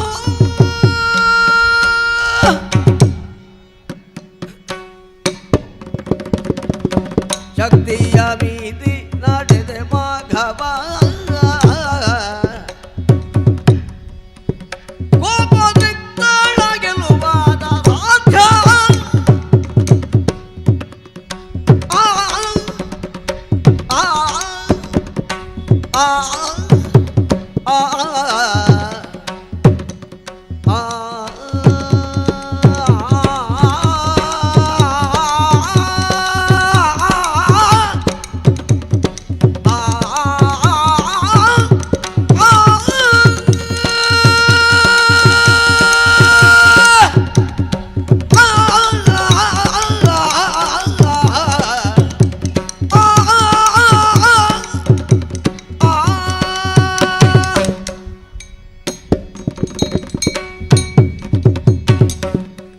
ದೇವೇಂದ್ರ, ಪ್ರಭು. ನಿನ್ನ ಉದ್ದೇಶವೇನೋ ಆಕ್ಷೇಪಾರ್ಹವಾದದ್ದಲ್ಲ. ಹ್ಮ್ ಶತ್ರುವಿನ ಮೂಲೋತ್ಪಾಟನೆ ಹ್ಮ್ ಅದು ಮಾಡಬಹುದಾದದ್ದು, ಮಾಡಬೇಕಾದದ್ದು. ಹ್ಮ್ ಆದರೆ ಕ್ಷೇತ್ರ ಎಲ್ಲಿ ಅಂತ ನೋಡಬೇಕಲ್ಲ. ಹ್ಮ್ ನೀನು ಯಾರನ್ನು ಮೂಲೋತ್ಪಾಟನೆ ಮಾಡಬೇಕು ಎನ್ನುವ ಸಂಕಲ್ಪಕ್ಕೆ ಬದ್ಧನಾಗಿ ವ್ಯವಹರಿಸಿದೆಯೋ ಹ್ಮ್ ಅವರಿಗೆ ಆಶ್ರಯ ಕೊಟ್ಟ ಶಕ್ತಿ ಎಂಥದ್ದು ಅಂತ ನೀನು ಆಲೋಚನೆ ಮಾಡಿದೀಯ. ಆ, ಸಾತ್ವಿಕ ಅಲ್ಲದೇ ಇದ್ರು ಹ್ಮ್ ಈ ತಾಮಸ ಶಕ್ತಿಗೂ ನಾವು ಕೆಲವೊಮ್ಮೆ ಹೆದರಬೇಕಾಗ್ತದೆ. ಪ್ರಾಬಲ್ಯ ಉಂಟು. ಹೌದು. ಪೂರ್ವ ಉದಾಹರಣೆಗಳಲ್ಲಿಯೇ ತಾಮಸ ಪ್ರಬಲವಾದದ್ದು ಬೇಕಾದಷ್ಟು ಉಂಟಲ್ಲ. ಯಾವ ವರಬಲವೂ ಇಲ್ಲದೆ ಕೇವಲ ಶರೀರ ಬಲದಿಂದಲೇ ದೇವೇಂದ್ರ ಸೋತದ್ದುಂಟು. ಆವಾಗ ನೋಡಿ ಆಲೋಚಿಸಿ ವ್ಯವಹರಿಸಬೇಕಿತ್ತು, ಉಪಾಯಾಂತರಗಳನ್ನು ಅವಲಂಬಿಸಬೇಕಿತ್ತು, ಅವಲಂಬಿಸಬಹುದಿತ್ತು. ಉದಾಹರಣೆಗೆ ರಾಕ್ಷಸರು ಆಶ್ರಯ ಪಡೆದರು, ಹೌದು, ನಮಗೂ ಅದನ್ನೇ ಮಾಡಬಹುದಿತ್ತು. ಅಥವಾ ಏನಾದರೂ ಮಾತಿನಲ್ಲಿ ಸಿಕ್ಕಿ ಹಾಕಿಸಿ ಆಮೇಲೆ ಅವರನ್ನು ಪಡೆಯುವ ಹಾಗೂ ಮಾಡಬಹುದಿತ್ತು. ಅಲ್ಲ, ಮಾತಿನಲ್ಲಿ ಸಿಕ್ಕಿಸಲಿಕ್ಕೆ ನಾನು ನೋಡಿದೆ, ಆದರೂ ಸಿಕ್ಕಿದವಳು ಸಿಕ್ಕಲಿಲ್ಲ. ಅದೇನಾಯ್ತಂದ್ರೆ ಅವಳನ್ನು ಕಾಣುವುದಕ್ಕೆ ಮೊದಲೇ ಆಶ್ರಮದಲ್ಲಿ ಅಲ್ಲೋಲ ಕಲ್ಲೋಲ ಆಯ್ತಲ್ಲ. ಹೌದೌದು, ಅದು ಸ್ವಲ್ಪ ತಪ್ಪಾಯಿತು. ಪ್ರಶಾಂತವಾಗಿ ಪ್ರವೇಶಿಸಿ ದೇವತೆಗಳ ಸೌಮನಸ್ಯವನ್ನು ಪ್ರಕಟಿಸಿ ಹೀಗೆ ರೂಪಾಂತರದಲ್ಲಿ ಮತ್ತೆ ಒಂದು ಕಾರ್ಯ ಆದ ಮೇಲೆ ನೀ ಹೇಳಿದಾಗ ಹೌದು ಅಂತ ನನಗೂ ಕಾಣುತ್ತದೆ. ಅಲ್ಲ, ಇದೊಂದು ಸುಲಭದ ಕೆಲಸ ಅಂತ. ಒಂದು ಕಾರ್ಯ ಆದ ಮೇಲೆ ಹಾಗೆ ಮಾಡಬಹುದಿತ್ತು, ಹೀಗೆ ಮಾಡಬಹುದಿತ್ತು. ಅದು ಕೆಲವು ಸಲ ಹೀಗಾಗುವುದು ಸ್ವಾಮಿ. ಪ್ರಾಮಾಣಿಕವಾಗಿ ಕರ್ತವ್ಯವನ್ನು ಮಾಡ್ತೇನೆ ಎಂಬ ನಿಷ್ಠೆ ಇದ್ದವನಿಗೆ ಈ ಪ್ರಸನ್ನತೆಯನ್ನು, ಪ್ರಶಾಂತಿಯನ್ನು ನಿರೀಕ್ಷಿಸುವುದಕ್ಕಿಂತ ತಾನು ಮಾಡುತ್ತಿರುವುದು ಸರಿ ಎಂಬ ವಿಶ್ವಾಸವೇ ಅಧಿಕವಾಗಿ ಬಿಡ್ತದೆ. ಹೌದು, ವಿಶ್ವಾಸ ಅಧಿಕವಾಯಿತು. ನಿನ್ನ ಅಧಿಕ ವಿಶ್ವಾಸಕ್ಕಿಂತಲೂ ಅಧಿಕವಾದ ಶಕ್ತಿಯಲ್ಲಿತ್ತು, ಅವಳಲ್ಲಿ ಶಕ್ತಿ ಇತ್ತು. ಹೌದು, ಆ ಶಕ್ತಿ ಕ್ರೋಧವಾಗಿ ಪರಿಣಮಿಸಿತು. ಅದರಿಂದ ಪರಿಣಾಮ ಹೀಗಾಯಿತು. ಅಂದರೆ ನಾನು ಅವಳ ಶಕ್ತಿಯನ್ನು ಮೀರಿ ನಡೆಯುವುದಕ್ಕೆ ಹೊರಟೆ. ಹೌದು, ಎಷ್ಟು ಆಲೋಚನೆ ಮಾಡಿದರೂ ಅದು ಆರ್ಷ ಶಕ್ತಿ ಅಲ್ವಾ. ಋಷ್ಯಾಶ್ರಮಕ್ಕೆ ಅನುಕೂಲವಾದದ್ದಲ್ಲವಾದರೂ ಕೂಡ ಈ ಎಲ್ಲ ಪ್ರಯೋಗಗಳನ್ನು ಹೇಳಿದವರು ಋಷಿಗಳೇ ಅಲ್ವ. ಹೌದೌದು, ಎಲ್ಲಿ ಪ್ರಯೋಗ ಮಾಡಬೇಕು ಅಂತ ಅವರು ಹೇಳ್ತಾರೆ ಮಾತ್ರ, ಅವರಲ್ಲಿ ಪ್ರಯೋಗ ಮಾಡಲಿಕ್ಕಿಲ್ಲ, ಅವರೂ ಮಾಡುವುದಿಲ್ಲ, ಅವರಲ್ಲಿಯೂ ಮಾಡಲಿಕ್ಕಿಲ್ಲ. ಹಾಗೆಲ್ಲ ಕೆಲವು ನಿಯಮಗಳುಂಟು. ಈಗ ಅದು ಇನ್ನೂ ಆಲೋಚಿಸಿ ಪ್ರಯೋಜನ ಇಲ್ಲ. ಆದದ್ದಾಗಿ ಹೋಯಿತು. ನಾನು ಬಂದಿದ್ದೇನೆ, ಅವಳೇನು ಮಾಡುತ್ತಾಳೆ ಅಂತ ನೋಡಿಕೊಳ್ಳಿಕ್ಕೆ ನಾನಿದ್ದೇನೆ. ಶ್ರೀಹರಿ, ನಮಗೆ ಭರವಸೆ ಅಷ್ಟೇ. ನಮ್ಮದು ಶುದ್ಧ ಅಪರಾಧವೇ ಹೌದಾಗಿದ್ರೆ ಮತ್ತೆ ಅಪರಾಧದಲ್ಲಿ ಶುದ್ಧ ಬೇರೆ ಅಶುದ್ಧ ಬೇರೆ ಉಂಟು ಅಂತ ಕೇಳಬೇಡ. ಹಾಗಲ್ಲ, ಈಗ ನೀ ಬಂದದ್ರಿಂದ ನಮಗೊಂದು ಭರವಸೆ ಆಯ್ತು, ನಾವು ರಕ್ಷಿಸಲ್ಪಡಬೇಕಾದವರು ಅಂತ ನೀನು ನಿರ್ಣಯ ಮಾಡಿದ್ದಿ ಅಂತ. ಖಂಡಿತ ಖಂಡಿತ. ನನಗೆ ಏನಿದ್ರು ಅವಳ ಮುಖವನ್ನು ಮತ್ತೊಮ್ಮೆ ನೋಡೋ ಧೈರ್ಯ ಇಲ್ಲ. ನಾನು ನಿನ್ನ ಬೆನ್ನ ಹಿಂದೆ ನಿಲ್ಲುತ್ತೇನೆ. ಆದೀತು. ಘಾತವನ್ನು ತಡೆಯುವುದಕ್ಕೆ ಗುರಾಣಿಯನ್ನು ಹಿಡಿದ ಹಾಗೆ ನೀನೇ ನಮಗೆ ರಕ್ಷಾ ಕವಚ. ನನ್ನ ಬೆನ್ನ ಹಿಂದೆ ಅವಳೇನು ಮಾಡುತ್ತಾಳೆ ಅಂತ ನೋಡು. ಸರಿ. ಹೆಣ್ಣಾದೆಲೆಯೋ ಮಾರ್ಪಟೆ ಮೊಳಗಿಸುತ್ತದೆ ಸುರಮತಿ ಮಾಯಾ ನಿರ್ಜಿತನಾಗುತ್ತಲೊಪ್ಪಿರ ಗದ್ಯತೆ ಕಿಡು ಗಂಡುದುನಲು ಹಲುಮರೆ ನಿಂತಂದಳು.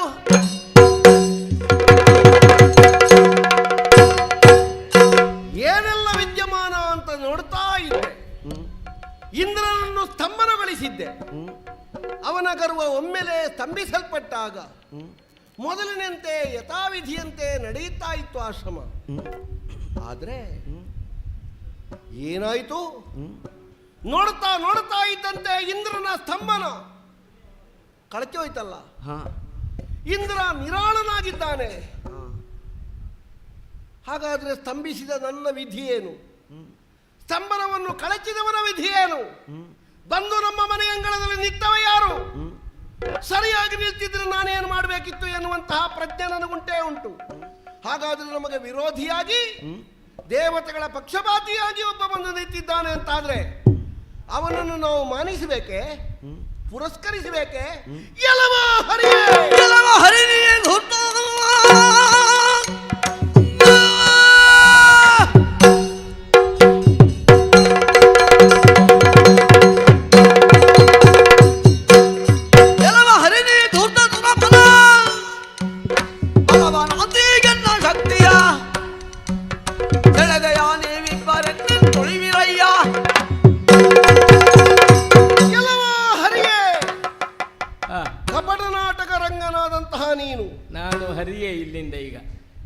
ಕಣ್ಣ ಮನೆಯ ಚಲನೆಯ ಮೂಲಕವಾಗಿಯೇ ಪ್ರಪಂಚ ವ್ಯಾಪಾರವನ್ನು ನಡೆಸಬಹುದಾದಂತಹ ಹಿರಣ್ಯ ಗರ್ಭನ ಅಪ್ಪನೇ, ಹಾ, ನೀನೇನು ಮಾಡಿದೆ ನನ್ನ ಮನೆ ಅಂಗಳದಲ್ಲಿ?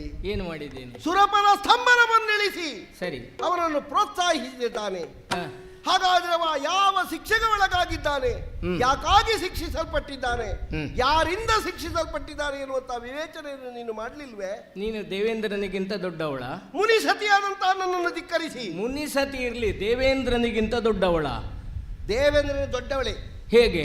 ಈಗ ಅವ ಮಾಡಿದಂತ ಅಕೃತ್ಯದಲ್ಲಿ ನನ್ನಿಂದ ಶಿಕ್ಷೆಗೆ ಒಳಗಾಗಿದ್ದಾನೆ. ಶಿಕ್ಷೆಗೆ- ನಾನು ಕೊಟ್ಟ ಶಾಪ ಅವನನ್ನು ಆವರಿಸ್ತದೆ ಅಂತ ಆದ್ರೆ ನಾನು ಶಿಕ್ಷೆ ದೊಡ್ಡವಳೆ. ಪ್ರಶಿಕ್ಷೆಯಲ್ಲಿ ಲೋಕದಲ್ಲಿ ದೊಡ್ಡವ ಸಣ್ಣವ ನಿರ್ಣಯ ಆಗುವುದಲ್ಲ. ವ್ಯವಹಾರ ಸಾಮರ್ಥ್ಯ ಇದ್ದವ ಇನ್ನೊಬ್ಬನಿಗೆ ಬಡೀತಾನೆ, ಬಡದವ ದೊಡ್ಡವನಾಗಿರಬೇಕು ಅಂತಿಲ್ಲ. ನಾನು ಕೇಳುವುದು ಅದನ್ನಲ್ಲ. ದೇವೇಂದ್ರನಿಗಿಂತ ನೀನು ಅಧಿಕಳ. ನನ್ನ ಮನೆಯಲ್ಲಿ ನಾನು ಅಧಿಕಳೆ, ಅದಲ್ಲ ನನಗೆ ನನ್ನ ವ್ಯವಹಾರದಲ್ಲಿ ನಾನು ಅಧಿಕಳೆ. ಮನೆಯಲ್ಲಿ ನೀನು ಕೇಳುವುದು ಉದ್ದ ತೋರದಲ್ಲಿ ಮನೆಯಲ್ಲಿ ನಿನ್ನ ಮನೆಯ ತೂಕ ಮಾಡುವಾಗ ಹೆಚ್ಚು ಅಂತಲ್ಲ, ಎಂತದ್ದು ಹೆಚ್ಚು ಅಂತ? ಆಧಿಕ್ಯವ.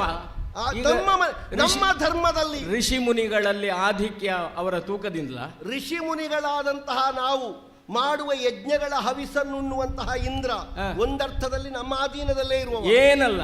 ಏನಲ್ಲ, ಯಾವ ಋಷಿಗಳ ಅಧೀನವೂ ದೇವತೆಗಳಲ್ಲ. ಮತ್ತೆ ದೇವತೆಗಳು ನಮ್ಮ ಮನೆ ಅಂಗಳದಲ್ಲಿ ಸ್ತಂಭನಕ್ಕೊಳಗಾಗುವುದು ಹೇಗೆ? ಸ್ತಂಭನಕ್ಕೆ ಮಂತ್ರವಾದ ಗೊತ್ತಿದ್ರೆ ಯಾರಿಗೂ ಮಾಡ್ಲಿಕ್ಕೆ ಬರ್ತದೆ. ಅದೇನು ಸಾತ್ವಿಕವಾದ ವಿದ್ಯೆ ಏನು? ಮಂತ್ರವಾದ ಕಣಕಟ್ಟು ವಿದ್ಯೆ. ಮಾಯಾಂಗನೆ ನೀನು, ನನಗೆ ಗೊತ್ತಿಲ್ವ ನಿನ್ನ ವಿಷಯ? ಅಲ್ಲ, ನಿನಗೆ ಎಷ್ಟು ಗೊತ್ತಿರಬಹುದು. ದೇವತೆಗಳೇ ನಮ್ಮ ಮನೆ ಅಂಗಳದಲ್ಲಿ ನಮ್ಮ ಕಣ್ಣುಕಟ್ಟಿಗೆ ನಮ್ಮ ಮಂತ್ರವಾದಕ್ಕೆ ಬಲಿ ಬೀಳ್ತಾರೆ ಅಂತಾದ್ರೆ ಅವರ ದೇವತ್ವ ಎಂತದ್ದು ಅಂತ ನಾವು ಪ್ರಶ್ನಿಸಬೇಡುವ? ಪ್ರಶ್ನಿಸಿದ್ದೇವೆ. ಈಗ ನೀನು ಬಂದಿದ್ದೀಯಲ್ಲ, ಈಗ ಹೋಗಿದ ಇಲ್ವೋ? ನೀನು ಮಾಡಿದ್ದದು ಅವನಿಂದ ಆದದ್ದಲ್ಲ. ಅದು ಇದೇ ಇಂದ್ರನನ್ನು ನಿನ್ನ ಗಂಡ ತ್ರಾತಾರ ಅಂತ ನಿತ್ಯ ಪ್ರಾರ್ಥನೆ ಮಾಡು. ಹೌದು, ನನ್ನ ಗಂಡ ಇಲ್ಲದೆ ಇರುವಾಗ ಅದೇ ಪಾಲನೆಯಲ್ಲಿ ನಾನು ಕರ್ತವ್ಯ ನಿರತಳಾದ್ರೆ ಅದನ್ನು ಭಂಗಿಸುವುದಕ್ಕೆ ಬಂದವನು ಹೇಗೆ ಭಂಗಕ್ಕೊಳಗಾಗಿದ್ದಾನೆ ಎನ್ನುವುದನ್ನು ನೀನು ನೋಡಿದ್ದೀಯಲ್ಲ. ಭಂಗಕ್ಕೆ ಒಳಗಾದ ಕಾರಣವೇ ನಾನು ಬಂದದ್ದು. ನೀನ್ ಯಾಕೆ ಬಂದದ್ದು? ಅವನನ್ನು ಬಿಡಿಸ್ಲಿಕ್ಕೆ. ಯಾಕೆ ಬಿಡಿಸ್ಬೇಕು ನೀನು? ಅವ ಲೋಕಕ್ಕೆ ಬೇಕು, ನಿನಗಲ್ಲ. ಲೋಕಕ್ಕೆ ಬೇಕು ಅಂತಾದ್ರೆ ನಾವು ಬೇಡುವ ಲೋಕಕ್ಕೆ? ನೀವು ಇರುವ ಹಾಗೆ ಇದ್ರೆ ನೀವು ಬೇಕು. ಹಾಗಾದ್ರೆ ಇರುವ ಹಾಗೆ ಇದ್ದ ಅಂದ್ರೆ ಆಶ್ರಮದಲ್ಲಿ ಯಾರಿಗೂ ಆಶ್ರಯ ಕೊಡ್ಲಿಕ್ಕಿಲ್ವಾ? ಇಲ್ಲ. ಧೂರ್ತರಿಗೆ, ಕೆಟ್ಟವರಿಗೆ, ಧೂರ್ತರಿಗೆ, ಲೋಕ ಕಂಟಕರಿಗೆ ಆಶ್ರಯ ಕೊಡ್ಲಿಕ್ಕಿಲ್ಲ. ಅವರು ಧೂರ್ತರು ಅಂತ ನಿನಗೆ ಗೊತ್ತಿರ್ಲಿಲ್ವಾ? ಅವರನ್ನು ಧೂರ್ತರಾಗಿಸಿದ್ಯಾಕೆ ನೀನು? ಲೋಕಪಾಲಕ ಅಲ್ವಾ ನೀನು? ನೋಡು, ಸೃಷ್ಟಿ ಮೂಲವಾದ ಪ್ರಶ್ನೆಗಳನ್ನು ಕೇಳಬಾರದು. ಅಧರ್ಮ ಯಾಕೆ ಇದೆ ಅಂತ ಕೇಳಲಿಕ್ಕಿಲ್ಲ, ಅದು ಲೋಕದಲ್ಲಿ ಇರುವಂತಹದ್ದು. ಒಬ್ಬ ಕೆಟ್ಟವನಾಗಿ ಹುಟ್ಟುತ್ತಾನೆ ಯಾಕೆ ಅಂತ ದೇವರಲ್ಲಿ ಕೇಳಲಿಕ್ಕಿಲ್ಲ. ಯಾವುದು ಸೃಷ್ಟಿ ಮೂಲವಾದ ವ್ಯವಸ್ಥೆ ಇದೆಯೋ ಅದು ಪ್ರಶ್ನೆಯೇ ಅಲ್ಲ. ಹೌದಲ್ಲ? ಹಾಗಾದ್ರೆ ಈಗ ಈ ಪ್ರಪಂಚದಲ್ಲಿ ದೇವೇಂದ್ರ ಏನು ತಪ್ಪಿದ್ದಾನೆ ಅಂತ ಇರುವುದು. ನನ್ನನ್ನು ಬಡಿಯುವುದಕ್ಕೆ ಬಂದಿದ್ದಾನೆ. ನೀನು ಯಾಕೆ ಆಶ್ರಯ ಕೊಟ್ಟದ್ದು ಅವನ ವಿರೋಧಿಗಳಿಗೆ? ನಮ್ಮ ಮನೆಯಲ್ಲಿ ಗೃಹಸ್ಥಾಶ್ರಮವನ್ನು ಅನುಭವಿಸುವಂತಹ ನಾವುಗಳು ಆಶ್ರಯವನ್ನು ಬೇಡಿ ಬಂದ ಶರಣು ಹೊಕ್ಕವರಿಗೆ ಒಂದು ಆಶಯವನ್ನು ಕೊಡಬಾರ್ದು ಅಂತ ಹೇಳಿದ್ರೆ? ಆಶ್ರಯ ಕೊಡಬೇಕಾದ್ರೆ ನೋಡಿ, ಎಲ್ಲಾ ಶಾಸ್ತ್ರಕ್ಕೂ ಒಂದೊಂದು ಕಡೆ ಅಪವಾದಗಳಿರುತ್ತವೆ. ಆಶ್ರಯ ಕೊಡಬೇಕು ಎನ್ನುವುದು ಲೋಕನೀತಿ. ಯಾರಿಗೆ ಕೊಡಬೇಕು ಎನ್ನುವುದನ್ನು ಆಲೋಚನೆ ಮಾಡಬೇಕು. ಲೋಕ ಕಂಟಕರಿಗೆ ಋಷಿಗಳು ಆಶ್ರಯ ಕೊಡುವುದಿಲ್ಲ. ಈ ಲೋಕ ಕಂಟಕರು ಅಂತ ಹೇಳಿದ್ರೆ ಎಂತದ್ದು? ಹುಟ್ಟುವಾಗಲೇ ಅವರು ಕಂಟಕರ? ಜನ್ಮದಲ್ಲಿಯೇ ಮತ್ತೆಲ್ಲ ಅವು ಹುಟ್ಟುವಾಗ ಹೇಳಿದ್ದಲ್ಲ. ಈಗ ಈಗ ತಮಾಸರು ಹುಟ್ಟಿದ ತಕ್ಷಣ ಇಲ್ಲಿಗೆ ಬಂದಿದ್ದಾರೆ. ಕಂಟಕರಾದವರು ಶಿಷ್ಟರಾದದ್ದಿಲ್ವಾ? ಪ್ರಪಂಚದಲ್ಲಿ ದುಷ್ಟರಾದವರು ರಾಕ್ಷಸರು ಶಿಷ್ಟರಾದದ್ದು ಈ 19ನೇ ಕಲ್ಪದವರೆಗೆ. ಹಿಂದಿನ ಯಾವುದಾದ್ರೂ ಕಲ್ಪದಲ್ಲಿ ಉದಾಹರಣೆ ಇದ್ರೆ ಈಗ ದೇವೇಂದ್ರನನ್ನು ವಿರೋಧಿಸಿ ಹೋಗಿರುವಂತಹ ತಮಾಸುರ ನಮ್ಮ ಆಶ್ರಮದಲ್ಲಿ ಹೇಗಿದ್ದಾನೆ ನೋಡು, ಒಳಗೆ ನೋಡು ಹೇಗಿದ್ದಾನೆ ಅಂತ ನೋಡು. ಆಶ್ರಮದ ಒಳಗಡೆ ಅಲ್ಲೋ ಇರು. ಹೌದು, ಅವ ಹೇಗಿದ್ದಾನೆ? ಒಳ್ಳೆಯವನಾಗಿದ್ದಾನೆ. ಏನು ಒಳ್ಳೆಯವ ಅಂದ್ರೆ ಏನು? ಸಜ್ಜನನಾಗಿದ್ದಾನೆ. ಸಜ್ಜನ ಅಂದ್ರೇನು? ಮಂತ್ರ ಹೇಳ್ತಾರೆ, ವಿಭೂತಿ ಹಾಕ್ತಾರೆ. ಆಗಲಿ, ಈ ಮಂತ್ರ ಹೇಳುವವರೆಲ್ಲ ಒಳ್ಳೆಯವರ? ನನಗೆ ಗೊತ್ತಿಲ್ಲ ಸ್ವಾಮಿ. ಈಗ ನೀನೇ ಮಂತ್ರವಾದ ಮಾಡಿದಿ, ನೀನು ಒಳ್ಳೆಯವಳ? ಆ ಮಂತ್ರ ಅಂತ ಹೇಳಿದ್ರೆ ಭಗವಂತನ ಸ್ಮರಣೆ ಮಾಡ್ತಾನೆ ಅಂತ. ಈ ಮಂತ್ರವಾದಿಯು ಮಾಡುವುದು ಅದನ್ನೇ, ಭಗವಂತನ ಸ್ಮರಣೆಯನ್ನೇ ಉಪಯೋಗಿಸುವುದು ಬೇಡದೇ ಇದ್ದದ್ದಕ್ಕೆ. ಅವನೇನು ನಾಸ್ತಿಕ ಅಲ್ಲ ಮಂತ್ರವಾದಿ ಅಂದ್ರೆ. ಈಗ ಹಾಗಿದ್ರೆ ಸದ್ಧರ್ಮಾಚಾರಿಯಾಗಿ ಬಂದಿರುವಂತಹ ದೇವೇಂದ್ರ ನನ್ನಿಂದ ಶಿಕ್ಷೆಗೊಳಗಾದ ಯಾಕೆ? ಅದು ನಿನ್ನ ಶಕ್ತಿ. ಅವನಿಗೆ ಆಗ್ಲೇ ಹೇಳಿದ್ದೇನೆ ನಾನು. ಅಲ್ಲ, ನೀನು ಆಲೋಚನೆ ಮಾಡಿದ್ದು ಕಡಿಮೆ ಆಯ್ತು ಅಂತ ಹೇಳಿದ್ದೇನೆ. ಹೌದಲ್ಲ? ಹಾಗಾದ್ರೆ ಅವನು ಆಲೋಚನೆ ಮಾಡುವುದು ಕಡಿಮೆ ಆಗ್ತದೆ.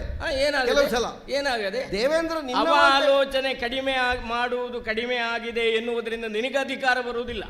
ಅವನನ್ನು ಶಿಕ್ಷೆ ಏನು ಬರುವುದಿಲ್ಲ. ಎಲ್ಲುಂಟು? ದೇವತೆಗಳ ಪಕ್ಷಪಾತಿಯಾಗಿ ನಿತ್ಯ ಅಂತ ಆದ್ರೆ ನಿನ್ನನ್ನು ನಾನು ಏನು ಮಾಡ್ತೇನೆ?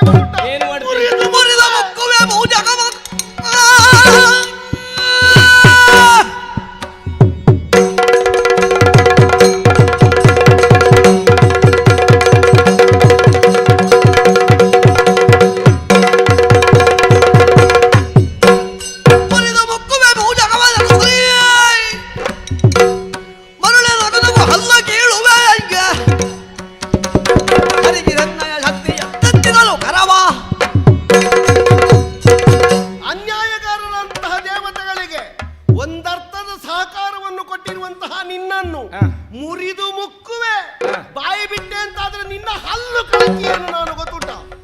ಅಧಿಕಾರಿ ಆ, ದೇವೇಂದ್ರನನ್ನು ಸ್ತಂಭಿಸುವ ಖ್ಯಾತಿ, ಆ.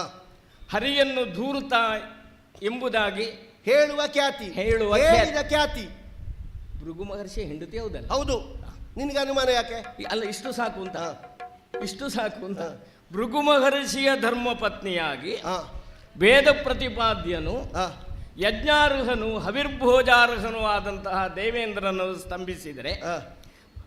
ದೇವೇಂದ್ರನನ್ನು ರಕ್ಷಿಸುವುದಕ್ಕೆ ಬಂದಂತಹ ತ್ರಿಲೋಕಾಧಿಪತಿ ಆ. ಅಲ್ಲ, ಸಮಸ್ತ ಸೃಷ್ಟಿಯ ಅಧಿಪತಿಯಾದ ವಿಷ್ಣುವನ್ನು ಆ. ಧೂರ್ತ ಅಂತ ಭೃಗುವಿನ ಪತ್ನಿ ಹೇಳಿದರೆ, ಆ. ಆಮೇಲೆ 3 ಲೋಕವನ್ನು ಮುಕ್ಕುವುದ? ಆ. ಇದು ಋಷಿ ಪ್ರಜ್ಞೆಯ? ಇದು ಹೌದು. ಬಿಡ್ತೇನೆ ಚಕ್ರವನ್ನು ಈಗ. ನೋಡುವ.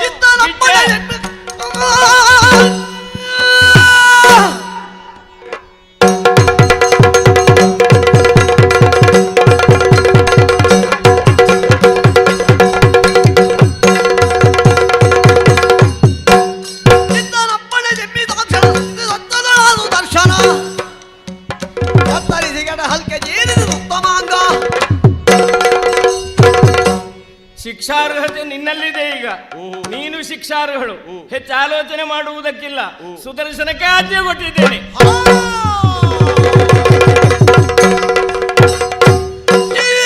ಕೃತಿಯ ಮುನಿ ಆದುದೆಪ್ಪ, ಚೀತ್ ಕೃತಿಯ ಮುನಿ ಆದುದೆಪ್ಪ, ಪೂತ್ಕರಿಸಿ ಭೃಗು ಸಿಡಿದವಲ್ವ ಸುಳಿದನು. ಖ್ಯಾತಿ ಅಳಿವನು ಕಂಡು ಮುನಿಯನಿಗೆಂದ ಅನಾದ.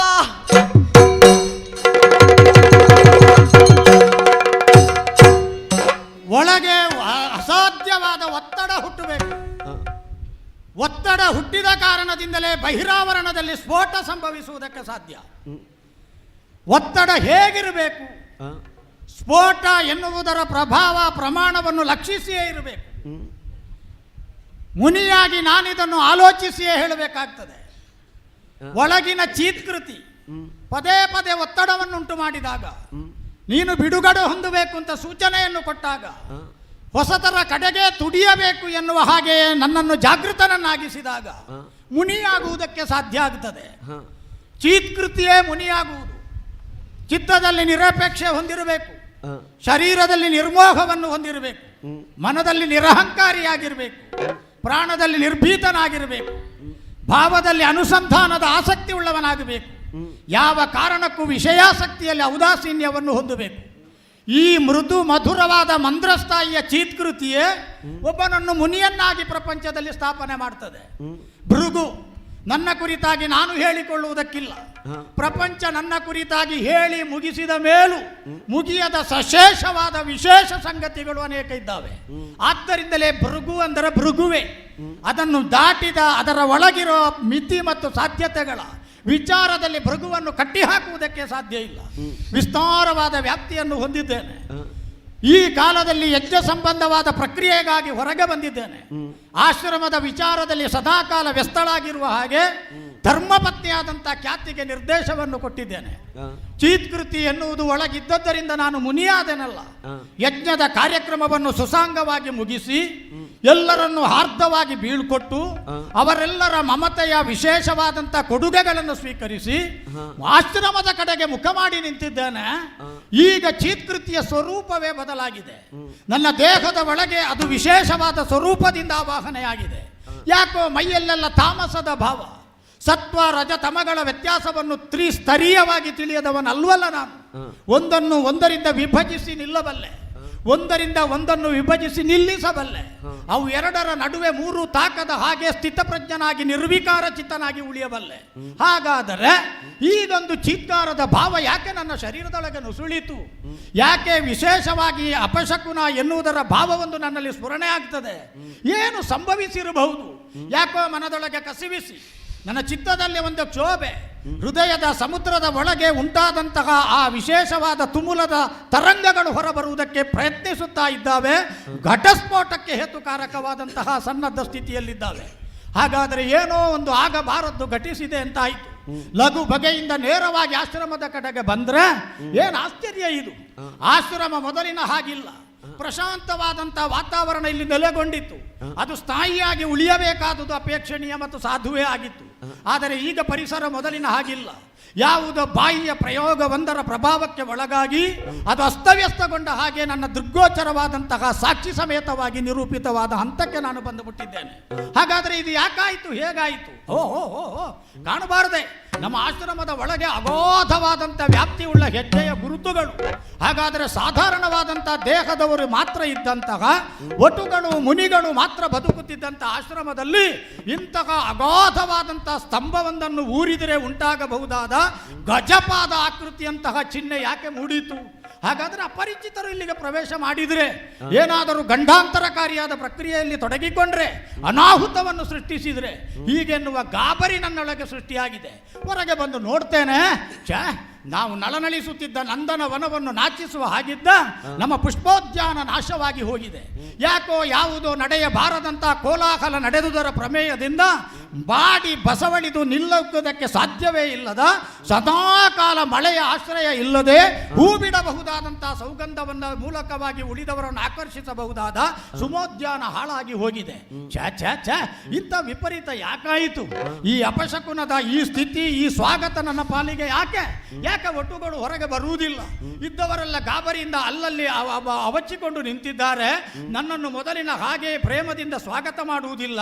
ಯಾವುದೋ ಒಂದು ದುಗುಡವರನ್ನು ಆವರಿಸಿಕೊಂಡಿದೆ. ಆಗಬಾರದಂತ ಅನಾಹುತ ಒಂದು ಘಟಿಸಿದುದರ ಪ್ರಮೇಯ ಅವರ ಮುಖದಲ್ಲಿ ಹೆಪ್ಪುಗಟ್ಟಿದೆ.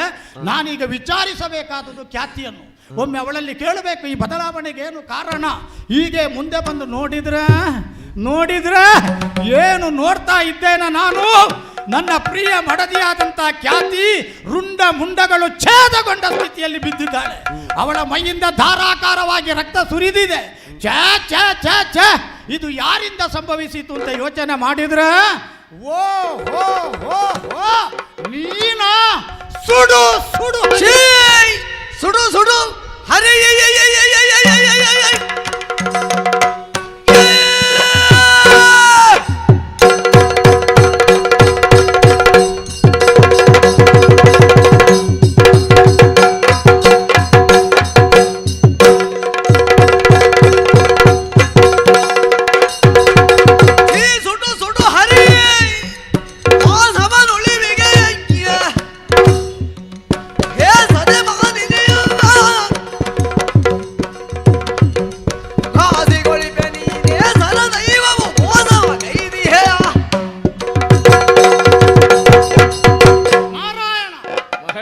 ಆಶ್ಚರ್ಯವಾಯಿತು, ಒಟ್ಟಿಗೆ ಖೇದವೂ ಆಯಿತು. ನಿನ್ನ ಬರೋಣ ನನಗೆ ಆಶ್ಚರ್ಯ ಉಂಟು ಮಾಡಿದ್ದು. ಈಗೆಲ್ಲ ಭೌತಿಕವಾದ ಅಸ್ತಿತ್ವದಿಂದ ನೀನು ಲೋಕದಲ್ಲಿ ಕಾಣಸಿಗುವವನಲ್ಲ. ಅಪರೂಪ. ತಪಸ್ವಿಗಳಿಗೆ ಅಪಾರವಾದ ವರ್ಷಗಳ ಕಾಲದವರೆಗೆ ಭೌತಿಕವಾದ ಸವೆತ ಉಂಟಾದರೂ ನೀನು ಅನ್ಯರಿಗೆ ಅಲಭ್ಯನಾದವನು. ಹಾಗಾದರೆ ನನ್ನ ಆಶ್ರಮಕ್ಕೆ ಬಂದಿದ್ಯಲ್ಲ, ಈ ಆಶ್ಚರ್ಯ ಈ ನೆಲೆಯಿಂದ. ಆದರೆ ಖೇದ ಯಾಕೆ ಬಲ್ಲೆಯ? ನಿನ್ನನ್ನು ಸ್ವಾಗತಿಸುವುದಕ್ಕೆ ನಾನಿರಲಿಲ್ಲ, ನಿನ್ನನ್ನು ಆದರಾತಿಥ್ಯದಿಂದ ಸ್ವೀಕರಿಸುವುದಕ್ಕೆ ನಾನಿರಲಿಲ್ಲ, ನನ್ನ ಮಟ್ಟಕ್ಕೆ ಸಮಾನವಾದ ಸಹಭಾಗಿತ್ವವನ್ನು ಸಹಕಾರವನ್ನು ಕೊಡುವುದಕ್ಕೆ ನನ್ನಿಂದ ಆಗಲಿಲ್ಲ. ಇದಕ್ಕಾಗಿ ನನಗೆ ಖೇದ. ತೊಂದರೆ ಇಲ್ಲ. ಆಚೆಗೆ ನೋಡ್ತೇನೆ, ನಿನ್ನ ಬೆನ್ನ ಹಿಂದೆ ಮಘವ ಕಾಣಿಸ್ತಾನೆ. ಇಂದ್ರ ಇದ್ದಾನೆ. ನಿನ್ನ ಹಿಂದೆ ಅವ ಇದ್ದಾನೆ, ಅವನ ಮುಂದೆ ನೀನಿದ್ದಿ. ನಿಮ್ಮಿಬ್ಬರ ಸಂಯುಕ್ತವಾದಂತಹ ಕೃತಿಯೊಂದಕ್ಕೆ ಸಾಕ್ಷಿಯಾಗಿ ನನ್ನ ಮಡದಿಯಾದಂತಹ ಈ ಖ್ಯಾತಿ ಬಿದ್ದು ಹೋಗಿದ್ದಾಳೆ. ಇವಳು ಯಾರಿಂದಾಗಿ ಬಿದ್ದು ಹೋದಳು? ಇದನ್ನು ತಡೆಯುವುದಕ್ಕಾಗಿ ನೀನು ಶಕ್ತನಲ್ವೇ? ಇದನ್ನು ಹೇಗಾದರೂ ನೀನು ಅವಳನ್ನು ಕಾಪಾಡುವ ಮೂಲಕವಾಗಿ ಸುಳ್ಳು ಮಾಡಲಿಕ್ಕೆ ಸಾಧ್ಯ ಆಗುತ್ತಿರ್ಲಿಲ್ವೇ ಅಂತ ಯೋಚನೆ ಮಾಡಿದ್ರೆ, ಇದು ಸಾಧಾರಣವಾದಂತಹ ಹರಿತವಾದ ವಸ್ತುವಿನಿಂದ ಅರೆಯಲ್ಪಟ್ಟ ತುಂಡು ಮಾಡಲ್ಪಟ್ಟಂತಹ ತುಂಡಲ್ಲ. ಇದು ವಿಶೇಷವಾದ ಆಯುಧದ ಘಾತಿಯಿಂದಲೇ ತುಂಡರಿಸಲ್ಪಟ್ಟಿದೆ ಅಂತ ಅರ್ಥ ಮಾಡಿಕೊಂಡು ಒಳಗಣ್ಣಿನಿಂದ ನೋಡಿದ್ರೆ, ಹರಿ ಸುಡು ಸುಡು. ನೀನೊಬ್ಬ ಎಲ್ಲರ ಆತಂಕಗಳನ್ನು ಪರಿಹರಿಸುವವನಾಗಿ, ಪ್ರಪಂಚಕ್ಕೆ ಕ್ಷೇಮವನ್ನು ಉಂಟು ಮಾಡತಕ್ಕಂಥವನಾಗಿ, ಸ್ಥಿತಿಕಾರಕ ಎನ್ನುವ ಬಹುಮಾನ್ಯವಾದ ಸ್ಥಾನಮಾನವನ್ನು ಪಡೆದವನಾಗಿ, ನನ್ನ ಹೆಂಡತಿಯ ಶಿರವನ್ನು ನಿನ್ನ ಸುದರ್ಶನದಿಂದ ಘಾತಿಸಿ ತುಂಡು ಮಾಡಿಬಿಟ್ಟೆಯಲ್ಲ. ಇದಕ್ಕೆ ಉದ್ದೇಶ ಏನು ಅಂತ ನೋಡಿದ್ರೆ, ವಾಸವನ ಉಳಿವಿಗೆ. ಯಾರು ಮೂರು ಲೋಕದ ಅಧ್ಯಕ್ಷನಾಗಿದ್ದಾನೋ, ಯಾರು ಸುಮನಸರಿಗೆ ಪ್ರಭುವಾಗಿದ್ದಾನೋ, ಯಾರು ಅದ್ಭುತವಾದ ಕೃತಗಳ ಮೂಲಕವಾಗಿ ಅದನ್ನು ಆಚರಿಸಿ ಪ್ರಾಪ್ತಿಸಿ ಆ ಮೂಲಕ ಮಘವತ್ವವನ್ನು ಪ್ರಾಪ್ತಿಸಿಕೊಂಡನೋ ಅಂತಹ ವಾಸವನ ಉಳಿವಿಗೆ ಬೇಕಾಗಿ ಹೇಸದೆ ನೀನು ಮಾನಿನಿಯನ್ನು ಘಾತಿಸಿದೆಯಲ್ಲ. ಯಾವ ಕಾರಣಕ್ಕೂ ಮಾನಿನಿ ಘಾತಿಸಲ್ಪಡಬಾರದು ಅಂತ ನಿಯಮ ಇಲ್ಲ.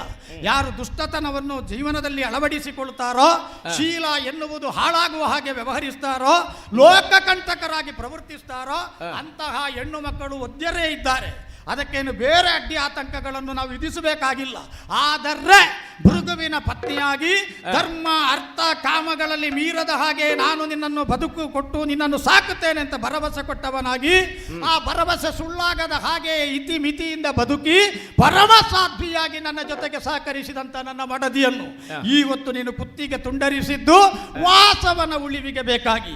ರಕ್ಷಿಸುವ ಕೈಗಳೇ ನಾಶ ಮಾಡುತ್ತದೆ ಅಂತ ಆದರೆ ಬೆಳೆಯನ್ನು ಸಂರಕ್ಷಿಸುವುದಕ್ಕೆ ಬಲಿದಂತಹ ಸರಹದ್ದು ಬೇಲಿ ಎನ್ನುವುದೇ ಬೆಳೆಯನ್ನು ತಿನ್ನುತ್ತದೆ ಅಂತ ಆದರೆ ಧರೆಯನ್ನೇ ಬೆಂಕಿ ನುಂಗುತ್ತದೆ ಮನೆಯೊಳಗಿನದ್ದು ಅಂತ ಆದರೆ ಉಳಿದವರದನ್ನು ರಕ್ಷಣೆ ಮಾಡುವುದಕ್ಕೆ ಹೇಗೆ ಸಾಧ್ಯ? ಹಾಗಾದರೆ ವಾಸವನ ಉಳಿವಿಗೆ ಹೇಸಿಗೆಯಿಂದ ಇಂತಹ ಘಾತಿಯ ಕಾರ್ಯವನ್ನು ಮಾಡಿದೆಯಲ್ಲ, ಇದು ಖಂಡಿತವಾಗಿಯೂ ಮೋಸ. ಇದಕ್ಕಿಂತ ಕಡು ಮೋಸ ಮತ್ತೊಂದಿಲ್ಲ. ಇಲ್ಲಿಗೆ ನೀನು ಅನಾಹುತನಾಗಿ ಪ್ರವೇಶ ಮಾಡಿ ವಾಸವನನ್ನು ಸದಾಕಾಲ ಸಂರಕ್ಷಿಸುವ ಹೊಣೆಯನ್ನು ಇಲ್ಲೂ ಊರ್ಜಿತಗೊಳಿಸಿ ನನ್ನ ಹೆಂಡತಿಯ ತಲೆಯನ್ನು ಕತ್ತರಿಸಿ ಆ ಮೂಲಕವಾಗಿ ನನಗೆ ಪತ್ನಿ ವಿಯೋಗದ ದುಃಖವನ್ನು ಕೊಟ್ಟೆಯಲ್ಲ, ಅಷ್ಟು ಸುಲಭದಲ್ಲಿ ನಿನ್ನನ್ನು ಬಿಡುತ್ತೇನೆ ಅಂತ ತಿಳಿದಿದ್ಯಾ? ನಿನಗೆ ಏನು ಪ್ರತಿಷ್ಠಾಸ್ತಿ ನನ್ನದು ಬಲ್ಲಯ? ಶಾಪವ ಹತ್ತು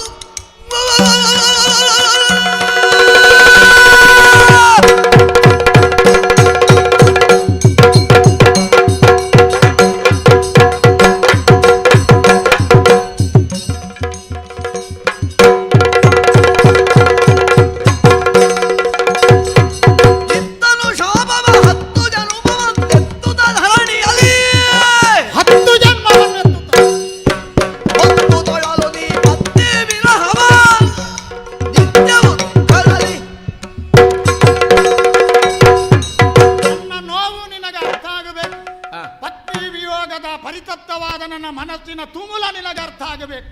ಒಬ್ಬ ಲೌಕಿಕನಾಗಿ ಸಹಧರ್ಮಿಣಿಯ ಸಹವಾಸದಿಂದ ಪರಮ ಪಾವನವಾದಂತಹ ದಾಂಪತ್ಯದ ಕಾಣಿಕೆಯನ್ನು ಬೋಧನಾ ರೂಪದಲ್ಲಿ ಕೃತಿಯ ರೂಪದಲ್ಲಿ ಆಚರಿಸಿ ತೋರಿಸಿಕೊಟ್ಟವನು ನಾನು. ಅಂತಹ ಭೃಗುಪತ್ನಿಯಾದ ಖ್ಯಾತಿ ದೇವಿಯನ್ನು ಈ ಹೊತ್ತು ನಿನ್ನ ಖ್ಯಾತಿಯೇ ಮಸಳಿಸಿ ಹೋಗುವ ಹಾಗೆ ಆರ್ತರನ್ನು ಸಂರಕ್ಷಿಸುವ ನಿನ್ನ ಹೊಣೆಗಾರಿಕೆಯನ್ನು ಮರೆತು ಈ ಹೊತ್ತು ನಿನ್ನ ಪ್ರಬಲತೆಯೇ ನಿನಗೆ ದಿಕ್ಸೂಚಿ ಎನ್ನುವ ಹಾಗೆ ತಪ್ಪಾಗಿ ಭ್ರಮಿಸಿ ಅವಳ ಕುತ್ತಿಗೆಯನ್ನು ಕಡೆಯುವುದರ ಮೂಲಕವಾಗಿ ನಮ್ಮಿಬ್ಬರನ್ನು ಶಾಶ್ವತವಾಗಿ ವಿಯೋಗಗೊಳಿಸಿದೆಯಲ್ಲ, ನಮ್ಮಿಬ್ಬರನ್ನು ಶಾಶ್ವತವಾಗಿ ಪರಿಚ್ಛೇದಿಸಿ ಬಿಟ್ಟೆಯಲ್ಲ. ಹಾಗಾದರೆ ಪದೇ ಪದೇ ನಿನ್ನ ಮನಸ್ಸಿನಲ್ಲಿ ನುಸುಳಿದ್ದದ್ದು ನನ್ನ ಹೆಂಡತಿಯ ತಲೆ ಕಡೆಯುವುದಕ್ಕೆ ಕಾರಣಗಳು ಏನೇ ಇದ್ದರೂ ಅವಳನ್ನು ವಧಿಸಬೇಕು ಎನ್ನುವ ಕ್ರೌರ್ಯ ಮಾತ್ರ. ಹಾಗಾದರೆ ಲೋಕವನ್ನು ಮುಟ್ಟಿಮೆಟ್ಟಿ ನಿಂತ ನಿನಗೆ ಪಾಂಚಭೌತಿಕವಾದ ಶರೀರ ಸಂಬಂಧಿಯಾಗಿ ಆವರಿಸಿಕೊಳ್ಳುವ ಕಾಮಕ್ರೋಧಾದಿಗಳು ಉಳಿದವರನ್ನು ಅಟಕಾಯಿಸುವ ಹಾಗೆ ನಿನಗೂ ಅದು ಆವರಿಸಿ ಹೋಯಿತೆ ವಿಷ್ಣು. ಈ ಕಾಲದಲ್ಲಿ ನಿನ್ನನ್ನು ಸುಲಭದಲ್ಲಿ ಬಿಡುವ ಹಾಗಿಲ್ಲ. ಎಲ್ಲವನ್ನು ಮೀರಿ ನಿಲ್ಲಬಲ್ಲ ನೀನು, ಎಲ್ಲವನ್ನು ಹೊಕ್ಕು ಮಿಕ್ಕು ನಿಲ್ಲಬಲ್ಲ ನೀನು, ಸುಲಭವಾಗಿ ಸರ್ವದರೊಳಗೆ ಪ್ರವೇಶ ಮಾಡಬಲ್ಲ ಕಾರಣದಿಂದಲೇ ವಿಷ್ಣು ಅಂತ ಕರೆಯಲ್ಪಟ್ಟವನು ನೀನು. ಪ್ರಕಾಶ ಜೀವನದಲ್ಲಿ ಚೇತನ, ಈ ಪ್ರಾಕೃತಿಕವಾದುದಕ್ಕೆ ಜಡವಾದುದು ಬಾರದ ಹಾಗೆ ಕ್ರಿಯಾಶೀಲತೆಯನ್ನು ಆರೋಪಿಸುವ ಅಂತರವಾದ ವ್ಯಕ್ತಿತ್ವ ಉಳ್ಳವನು. ಆದ ಕಾರಣದಿಂದಲೇ ಪದೇ ಪದೇ ಇದು ನಿನಗೆ ನೆನಪಾಗುವ ಹಾಗೆ ನಿನಗೆ ಈಗ ನಾನು ಕೊಡುವ ಶಾಪದ ಮೂಲಕವಾಗಿ ಒಂದು ವಿಶೇಷವಾದಂತ ಕೊಡುಗೆ, ನನ್ನ ಪತ್ನಿಯ ತಲೆ ಕತ್ತರಿಸಿದ್ದಕ್ಕೆ ಬಹುಮಾನ. ನೀನು ಭೂಮಿಯ ಮೇಲೆ 10 ಜನ್ಮಗಳನ್ನು ಧರಿಸಿ ಹೋಗು, 10 ಜನ್ಮಗಳನ್ನು ತಾಡು, 10 ಸಲ ಜೀವನಾಗಿ ಕಾಣಿಸು, ಬೇರೆ ಬೇರೆ ಸ್ವರೂಪದಲ್ಲಿ ಕಾಣಿಸು. ನನ್ನ ಹೆಂಡತಿಯನ್ನು ನನ್ನಿಂದ ಪ್ರತ್ಯೇಕಿಸಿ ನನಗೆ ನೋವನ್ನು ಕೊಟ್ಟು ನನ್ನ ಎಡ ಭಾಗವನ್ನು ಶಾಶ್ವತವಾಗಿ ರಿಕ್ತವಾಗಿಸಿದೆ ಅಲ್ಲ ವಿಷ್ಣು. ಹಾಗಾದರೆ 10 ಜನ್ಮದಲ್ಲಿ ಒಂದು ಜನ್ಮದಲ್ಲಿ ಹೆಂಡತಿಯನ್ನು ಕಳಕೊಂಡು ಅಪರಿಚಿತರಿಂದ ಅಪಹರಣಗೊಳ್ಳುವ ಹಾಗಿನ ಪರಿಸ್ಥಿತಿಯನ್ನು ಎದುರಿಸಿ ಕಾಡು ಮೇಡುಗಳನ್ನು ಅಲೆದು ಎಲ್ಲೆಲ್ಲೋ ಹೆಂಡತಿಯಲ್ಲಿದ್ದಾಳೆ ಅಂತ ಹುಡುಕಿ ಯಾರ್ಯಾರದ್ದೋ ಸಹಾಯದ ಮೂಲಕವಾಗಿ ಕಷ್ಟಪಟ್ಟು ಹರಸಾಹಸದಿಂದ ಕೊನೆಗೂ ಹೆಂಡತಿಯನ್ನು ಪಡೆಯುವಂತ ಅವಕಾಶ ನಿನಗೆ ಬರಲಿ. ತೆಕ್ಕೋ ಶಾಪ, ತೆಕ್ಕೋ ಶಾಪ, ತೆಕ್ಕೋ ಶಾಪ. ಸಮಾಧಾನ ಆಯ್ತಾ? ಸಮಾಧಾನ ಆಯ್ತಾ? ನಾನು ಮಧ್ಯದಲ್ಲಿ ಮಾತಾಡ್ಲಿಲ್ಲ, ಯಾಕೆ ಗೊತ್ತು? ಶಾಪ ಕೊಟ್ಟೆ ನಿನಗೆ. ಇರ್ಲಿ, ಮಧ್ಯದಲ್ಲಿ ಮಾತಾಡ್ಲಿಲ್ಲ, ಯಾಕೆ ಗೊತ್ತು? ಅದು ಓತಪ್ರೋತವಾಗಿ ಬರುವ ವಾಕ್ ಲಹರಿಗೆ ಮಧ್ಯದಲ್ಲಿ ಸ್ತಂಭನಗೊಡಬಾರದು, ಅದರ ರಸಭಂಗ ಮಾಡಬಾರದು. ಹಾಗಾದ್ರೆ ನಿನಗಿದು ಇಚ್ಛೆಯೇ? ಅಲ್ಲ, ನಿನಗಿದು ಆಸಕ್ತಿಯೇ? ನನಗೆ ಈ ಪ್ರಕರಣದಲ್ಲಿ ನೀನು ಸಮಾಧಾನ ಚಿತ್ತನಾಗಿ ನನ್ನ ಮಾತನ್ನು ಆಲಿಸಬೇಕಾದದ್ದು ಮುಖ್ಯ. ಈಗ ಸಮಾಧಾನ ಆಯ್ತಲ್ಲ, ಈಗ ಈ ಸ್ಥಿತಿಯಲ್ಲಿ ಏನು ಹೇಳುವುದಕ್ಕೆ ಈಗ ಬಯಸುವೆ? ಶಾಪ ಕೊಟ್ಟಿಯಾ? ಹೌದು. ಭೀತನಾದನು ಸುರಪ, ಭೀತನಾದನು ಸುರಪ, ಸ್ತಂಭೀಭೂತನಾದನು ಸುರರು, ಸಂತಸವಾಂತುದ ಸುರಾನಿಕ, ಸಂತಸವಾಂತುದ ಸುರಾನಿಕ, ಮೌನಿ ವ್ರಾತ ಬೆರಗಾಗೆ ಯಾತುಧಾನ ವಿರೋಧಿ ನ ಸುರಗುತೈತರುತ ಮುನಿರುದ್ರ ನಿರ್ದೆಡೆ ಖಾತಿಯಲಿ ನೀ ನಿತ್ತ ಶಾಪಕ್ಕೆ ಭೀತನಲ್ಲೆಂದ, ಖಾತಿಯಲಿ ನೀ ನಿತ್ತ ಶಾಪಕ್ಕೆ ಭೀತನಲ್ಲೆಂದ,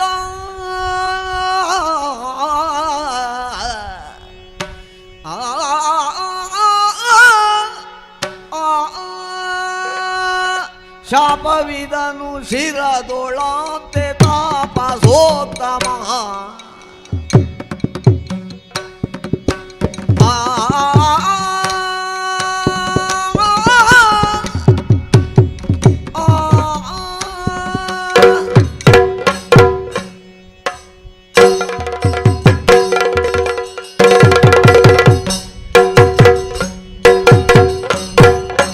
ಶಾಪವಿದನು ಶಿರದೊಳಂತೆ ತಾಪಸೋತ್ತಮ,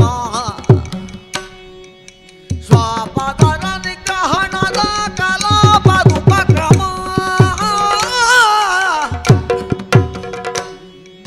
ಕೋಪ ಕಿತ್ತು ಮನವ ಕೊಲಲು ಪಾಪ ಕಾರ್ಯವು, ಕೋಪ ಕಿತ್ತು ಮನವ ಕೊಲಲು ಪಾಪ ಕಾರ್ಯವು, ಲೋಪವೆಂತು ಬಂತು ಬದುಕೆ ಆಪಧರ್ಮವು, ಲೋಪವೆಂತು ಬಂತು ಬದುಕೆ ಆಪಧರ್ಮವು, ಶಾಪವಿದನು ಶಿರದೊಳಂತೆ ತಾಪಸೋತ್ತಮ.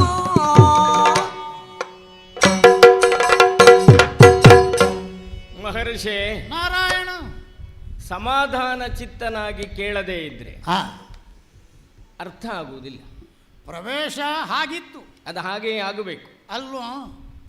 ಪ್ರವೇಶ ಆಗಿ ಆ, ಪ್ರಥಮ ಪ್ರದರ್ಶನವೂ ಹೀಗೆ ಬೇಕು, ಆ, ಆಮೇಲೆ ತಣಿಬೇಕು. ಒಳಗಿನ ಒತ್ತಡ ಸ್ಫೋಟಗೊಂಡಲ್ಲಿಗೆ ಒಳಗಿನ ಹಗುರ ಭಾವ ಸ್ಥಾಪನೆ ಆಗ್ತದೆ. ಹೌದು.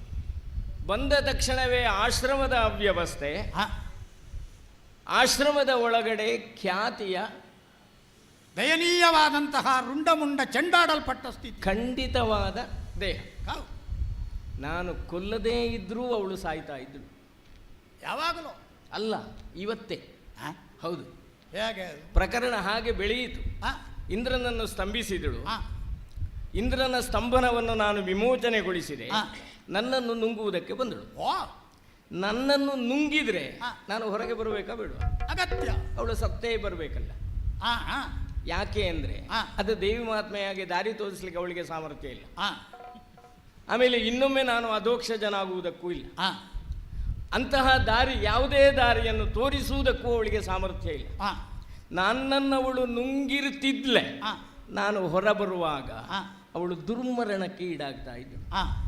ಭೃಗುವಿನ ಪತ್ನಿ ಈಡಾಗಬಹುದೇ? ಈಗಿನ ಮರಣ ಇದು ದುರ್ಮರಣ ಅಲ್ಲ, ಮತ್ತೆ ಇದು ಸುದರ್ಶನ ಚಕ್ರದಿಂದ ಪ್ರಾಪ್ತವಾದ ಮರಣ. ಅದರ ಹಿಂದಿನ ಆಶಯ, ಅದರ ಆಶಯ ಒಳ್ಳೆಯದಾಗುವುದು. ಸುದರ್ಶನವನ್ನೇ ಕೊಡುವ ಆಶಯ. ಆಶಯವೇ. ಅಲ್ಲ, ನಿನ್ನ ತಲೆ ಕಡಿಯಲೇಬೇಕೆನ್ನುವ ಕ್ರುದ್ಧವಾದ ಭಾವ. ಅಲ್ಲ, ಕಡಿಯುವ ಉದ್ದೇಶದಿಂದ ಬಂದದ್ದೇ ಅಲ್ಲ. ಆ, ಬಂದದ್ದು ಆ. ಪ್ರಕರಣವನ್ನು ಪರಿಸಮಾಪ್ತಿಗೊಳಿಸಬೇಕು. ಆ, ನಾನು ಬಂದ ಮೇಲೆ ಆ. ನನ್ನನ್ನು ಧೂರ್ತ ಅಂತ ನಿನ್ನ ಪತ್ನಿ ಹೇಳಬಹುದಾ? ಆ, ಆಲೋಚನೆ ಮಾಡುವೆ. ಆ. ಆಕ್ಷೇಪವೂ ಅಲ್ಲ, ಆ. ಚರ್ಚೆಗೂ ಹೇಳುವುದಲ್ಲ. ಆ, ದೇವೇಂದ್ರನನ್ನು ಭೃಗುವಿನ ಪತ್ನಿಯಾಗಿ ಸ್ತಂಭಿಸಿದರೆ ಆ, ಒಂದು, ಆ, ದೇವೇಂದ್ರನನ್ನು ರಕ್ಷಿಸುವುದಕ್ಕೆ ಬಂದಂತಹ ಆ, ವಿಷ್ಣುವನ್ನು ಹಾ. ಧೂರ್ತ ಅಂತ ಹೇಳಿದ್ರೆ, ಹಾ, ಆಮೇಲೆ 3 ಲೋಕವನ್ನು ಮುಕ್ತೇನೆ ಅಂತ ಭೃಗುವಿನ ಪತ್ನಿ ಹೇಳಿದ್ರೆ ಹೇಳಿದ್ರೆ ಅವಳಿಗೆ ಜೀವಿಸುವ ಅರ್ಹತೆ ಉಂಟ ಮಹರ್ಷಿಗಳೇ?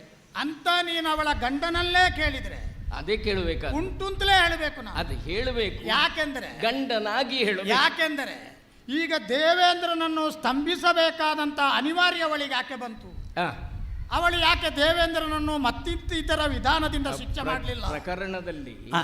ಅಲ್ಲಿಯವರೆಗೆ ಬೇಕಾದಷ್ಟು ಚರ್ಚೆ ಅದಲ್ಲ, ಆಗಿದೆ. ಅದರ ವಿಷಯ ಆಡುವುದಲ್ಲ. ಈಗ ದೇವೇಂದ್ರನನ್ನು ಯಾವುದೇ ಕಾರಣದಿಂದ ದೇವೇಂದ್ರನನ್ನು ಸ್ತಂಭಿಸಬೇಕಾದ ಅನಿವಾರ್ಯ ಯಾಕೆ ಬಂತು ಅಂತ ಹೇಳಿದ್ರೆ ಆ. ಅವನ ಮಟ್ಟಕ್ಕೆ, ಅವನ ಯೋಗ್ಯತೆಗೆ, ಅವನ ಸಿದ್ಧಿ ಸಾಧನೆಗೆ ಅವನನ್ನು ಇನ್ನಿತರೆ ವಿಧಾನದಿಂದ ದಂಡಿಸುವುದು ಯಾವ ಕಾರಣಕ್ಕೂ ಮುನಿಪತ್ನಿಯಾದ ತನಗೆ ಭೂಷಣಪ್ರಾಯ ಅಲ್ಲ. ಅವನ ಗೌರವಕ್ಕೆ ಚ್ಯುತಿ ಬಾರದ ಹಾಗೆ ಅವನ ಚಟುವಟಿಕೆಗಳು ಇಂದ್ರಿಯಗಳಿಗೆ ನಿಷ್ಕ್ರಿಯತೆಯನ್ನು ಕೊಡುವುದರ ಮೂಲಕ ಸ್ತಬ್ಧಗೊಳ್ಳುವ ಹಾಗೆ ಮಾಡುವುದ ಉದ್ದೇಶದಿಂದ ಅವಳು ಮಾಡಿದ್ಲು. ಈಗ ನೀನು ಕರ್ತುಂ ಅಕರ್ತುಂ ಅನ್ಯತಾ ಕರ್ತುಂ, ನಿನ್ನನ್ನು ಮೀರಿದಂತಹ ಆ ಸ್ಥಿತಿಗತಿಗಳ ನಿರೂಪಕ ಮತ್ತೊಬ್ಬ ಪ್ರಪಂಚದಲ್ಲಿಲ್ಲ. ನೀನು ಇಚ್ಛಿಸಿದ್ರೆ ಅದೇ ನನ್ನ ಪತ್ನಿಯನ್ನು ಸ್ತಂಭಿಸುವುದಕ್ಕಾಗುತ್ತಿರ್ಲಿಲ್ವೋ? ಆಗುವುದಿಲ್ಲ ಅಂತ. ಆಗುವುದಿಲ್ಲ. ಯಾಕೆ ಅಂದ್ರೆ ಯಾವ ಪ್ರಯೋಗ ಎಲ್ಲಿ ಹೇಗೆ ಮಾಡಬೇಕು, ಆ. ಸಾಮರ್ಥ್ಯ ಇದೆ, ಆ. ಅವಕಾಶ ಇದೆ ಅಂತ ಇರುವುದನ್ನು ಎಲ್ಲೆಲ್ಲೂ ಪ್ರಯೋಗ ಮಾಡ್ಲಿಕ್ಕಾಗುವುದಿಲ್ಲ. ವ್ಯವಸ್ಥೆ ನೋಡಿಕೊಳ್ಳಬೇಕು. ಮನುಷ್ಯರಲ್ಲಿ ನೇರವಾಗಿ ಯಮ ಬಂದು ಶಿಕ್ಷೆ ಕೊಡ್ತಾನ, ಯಾಕೆ ಕೊಡುವುದಿಲ್ಲ? ಕೂಡದು. ಇದೂ ಹಾಗೆ ವಿಗ್ರಹೋ ಹವಿರಾದಾನಂ ಯುಗಪತ್ ಕರ್ಮ ಸನ್ನಿಧಿ ಪ್ರೀತಿ ಫಲಪ್ರದಾನಂ ದೇವತಾನಾಂನ ವಿದ್ಯತೆ. ಇದು ನಿಮ್ಮಂತಹವರೇ ಮಾಡಿದ ನಿರ್ಣಯ. ಆ ನಿರ್ಣಯದ ಪ್ರಕಾರವೇ ಪ್ರಕರಣ ಹೇಗೆ ಹೋಗುತ್ತದೆ ಹಾಗೆಯೇ ದೇವತಾನುಗ್ರಹ ಸಿಗುತ್ತದೆಯೇ ಹೊರತು, ಹಾಗೆಯೇ ದೇವತಾ ವ್ಯವಸ್ಥೆ ಇರುತ್ತದೆಯೇ ಹೊರತು ಅದಕ್ಕಿಂತ ಮೊದಲೇ ದೇವರು ಬಂದು ಪ್ರವೇಶ ಮಾಡಲಿಕ್ಕಿಲ್ಲ. ನಾನು ಬಂದಾಗ ಭೃಗುವಿನ ಋಷಿ ಪತ್ನಿಯಾಗಿ ಏನು ಮಾಡಬೇಕಿತ್ತು? ಶರಣಾಗಬೇಕಿತ್ತು. ಈಗ ಎರಡನೇ ವಿಷಯಕ್ಕೆ ಬರೋಣ ಅಲ್ವಾ? ಈಗ ನೀನು ತನ್ನಿಂದ ತಾನೇ ದುತ್ತನೆ ಕಾಣಿಸಿದ್ದಲ್ಲ, ಅಲ್ಲ, ಎಲ್ಲಿಂದಲೋ ವೈಕುಂಠವಾಸಿಯಾದ ನೀನು, ವೈಕುಂಠೇಶನಾದಂತ ನೀನು ಅಲ್ಲಿಂದಲೇ ಇವನ ಆರ್ಥ ಸ್ಥಿತಿಯನ್ನು ಆಲಿಸಿ ಅಥವಾ ಕೇಳಿ ಇವರೆಲ್ಲ ಸ್ತುತಿಸಿದ್ದು ಅವನ ಪರವಾಗಿ ಅವ ಮಾತನಾಡುವುದಕ್ಕೂ ಸಾಧ್ಯ ಇಲ್ಲದ ಸ್ಥಿತಿ ಇಲ್ಲ. ನೀನು ಸ್ವಯಂ ಬಂದದ್ದಲ್ಲ, ನೀನಾಗಿ ಪ್ರಕರಣವನ್ನು ಸರಿಯಾಗಿ ಸಮಕ್ಷದಲ್ಲಿ ಸಮದರ್ಶಿಯಾಗಿ ನೋಡಿ, ಓ ನನ್ನ ಪ್ರವೇಶಕ್ಕೆ ಇದು ಸರಿಯಾದ ಸುಕಾಲ ಅಂತ ಭಾವಿಸಿ ನೀನಾಗಿ ಇಳಿದು ಬಂದಿದ್ರೆ ಸರಿ. ಬೃಹಸ್ಪತಿ ಆಚಾರ್ಯರು ಉಳಿದ ಸುರ ಸಂದೋಹದ ಜೊತೆಗೂಡಿ ಸಾಮೂಹಿಕವಾದ ಪ್ರಾರ್ಥನೆಯ ಮೂಲಕವಾಗಿ ನಿನ್ನನ್ನು ಸೆಳೆಯುವವರೆಗೂ ನೀನಿಲ್ಲಿಗೆ ಬರಲಿಲ್ಲ. ಹಾಗಾದ್ರೆ ದೇವೇಂದ್ರನಿಗಾಗಿ ನೀನು ಬಂದವನಲ್ಲ, ಈ ದೇವೇಂದ್ರನ ಸುರ ಸ್ಥಿತಿಗೆ ಕಾರಣನಾಗುವ ಗುರು ಮತ್ತಿತರ ಆರೈಕೆಗೆ ನೀನು ಒಲಿದು ಬಂದವ. ಪುಣ್ಯಕ್ಕೆ ಅವರು ಇನ್ನೂ ಸ್ತುತಿ ಮಾಡದೆ ಹೋಗಿದ್ರೆ ನೀನು ಬರ್ತಿರ್ಲಿಲ್ವೋ ಏನೋ, ಯಾಕಂದ್ರೆ ನನಗೆ ತರ್ಕ ಮಾಡುವುದಕ್ಕೆ ಎಡೆ ಇರುವುದು ಹಾಗೆ. ಹಾಗಾದ್ರೆ ನೀನು ಅವರ ಕೋರಿಕೆಯನ್ನು ಮನ್ನಿಸಿ ಬಂದದ್ದರಿಂದ ಇಲ್ಲಿ ನೀನು ಮಾಡಿದ್ದು ಅತಿಯಾಯಿತು ಅಂತ ನನಗನ್ನಿಸುವುದು. ಹಾಗಾಗಿ ನಾನು ಪರಿಪೂರ್ಣವಾಗಿ ಏನು ಮಾಡ್ಲಿಕ್ಕಿಲ್ಲ, ಇಷ್ಟೇ ಮಾಡ್ತೇನೆ. ಹಾಗಾಗುವುದಿಲ್ಲ. ಯಾಕೆ ಅಂದ್ರೆ ದೇವೇಂದ್ರನ ಪಕ್ಷದಿಂದಲೇ ಬಂದದ್ದು ಅಂತ ಇಟ್ಟುಕೋ, ಅಥವಾ ಬೃಹಸ್ಪತ್ಯಾದಿಗಳ ಪ್ರಾರ್ಥನೆಗೆ ಸ್ತುತಿಗೆ ಒಪ್ಪಿ ಬಂದದ್ದು ಅಂತ ಇಟ್ಟುಕೊಂಡು ಬಂದವ ಯಾರು ಅಂತ ನೋಡಬೇಕು. ಖ್ಯಾತಿ ನೋಡಬೇಕಾದದ್ದು ಯಾವ ಪಕ್ಷದ ಪರವಾಗಿ ಬಂದಿದ್ದಾನೆ ಅಂತ, ಬಂದ ವ್ಯಕ್ತಿ ಯಾರು, ಬಂದವ ಯಾರು ಅದನ್ನು ನೋಡದೆ ಹೋದಳು. ಋಷಿ ಪ್ರಜ್ಞೆಯ ಪ್ರಕಾರ ವ್ಯವಹರಿಸದೆ ಹೋದಳು. ಭೃಗುವಿನ ಪತ್ನಿಯಾಗಿ ವಿಷ್ಣುವನ್ನು ಧೂರ್ತ ಅಂತ ಹೇಳಿದ್ರೆ ಬದುಕುವ ಅರ್ಹತೆ ಉಂಟಾ ಅಂತ ಋಷಿಗಳೇ ನಿರ್ಣಯ ಮಾಡಬೇಕು.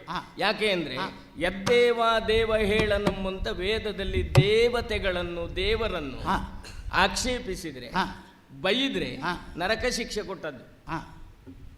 ಯಾಕೆ ಅಂದ್ರೆ ಅದು ಅಧರ್ಮ ಅಂತಲೇ ಅರ್ಥ. ದೇವತಾ ನಿಂದನೆ ಸರ್ವತಾ ಸಲ್ಲದು. ನನ್ನನ್ನೇ ಧೂರ್ತ ಅಂತ ಹೇಳಿದ್ರ ಮೇಲೆ ಬದುಕುವ ಅರ್ಹತೆ ಕ್ಷಣ ಮಾತ್ರದಲ್ಲಿ ಹೊರಟು ಹೋಯಿತು. ಒಂದನೇದು. ಎರಡನೆಯದ್ದು, 3 ಲೋಕಕ್ಕೆ ಋಷಿಗಳು ಋಷಿಪತ್ನಿಯರು ಆಶ್ರಮ ಧರ್ಮದಲ್ಲಿ ಒಳ್ಳೆಯದನ್ನೇ ಅನುಗ್ರಹಿಸಬೇಕು. 3 ಲೋಕ ಮುಕ್ಕುತ್ತೇನೆ ನಾನು, ಸರ್ವನಾಶ ಮಾಡುತ್ತೇನೆ ಅಂತ ಹೇಳುವುದು ಋಷಿಯ ಹೆಂಡತಿ ಆಗುವುದಿಲ್ಲ. ಆ ಒಂದು ಅಹಂಕಾರ ಇತ್ತವು. ತನಗೆ ಅವಳು ಹೇಳಿದ್ದು ಪಾತಿವ್ರತ್ಯದಿಂದ ರಕ್ಷಿಸ್ತೇನೆ ಅಂತಲ್ಲ, ಎನ್ನ ಬಲುಹಿಂ ರಕ್ಷಿಪೆ, ಹೆಣ್ಣೆಂದು ಧಿಕ್ಕರಿಸಿದರೆ ಬನ್ನ ಬಡುವರು. ಇದೊಂದು ಋಷಿ ಹೆಂಡತಿ ಹೇಳುವ ಮಾತು. ಹೆಣ್ಣೆಂದು ಧಿಕ್ಕರಿಸಿದರೆ ಬನ್ನ ಬಡುವಿ ಅಲ್ಲ, ಎನ್ನ ಬಲುಹಿಂ ರಕ್ಷಿಪೆ. ಅಷ್ಟು ಪರಾಕ್ರಮವ ಅದು ವೈಯಕ್ತಿಕವೇ ಅಂತ ಒಳ್ಳೆಯದಕ್ಕಾಗಲಿಲ್ಲ ಅಂತ ಹೇಳುವ ಗೊತ್ತಾಯ್ತಲ್ಲ, ಬೇರೆ ಒಳ್ಳೆಯದಕ್ಕಾಗಲಿಲ್ಲ ಅಂತ ಗೊತ್ತಾಯ್ತು. ಹಾ. ಯಾಕೆ ಅಂದ್ರೆ ರಕ್ಷಣೆಗೆ ಅರ್ಹತೆಯನ್ನು ಹೊಂದಿದವರಲ್ಲ. ಹಾ, ಹಾ.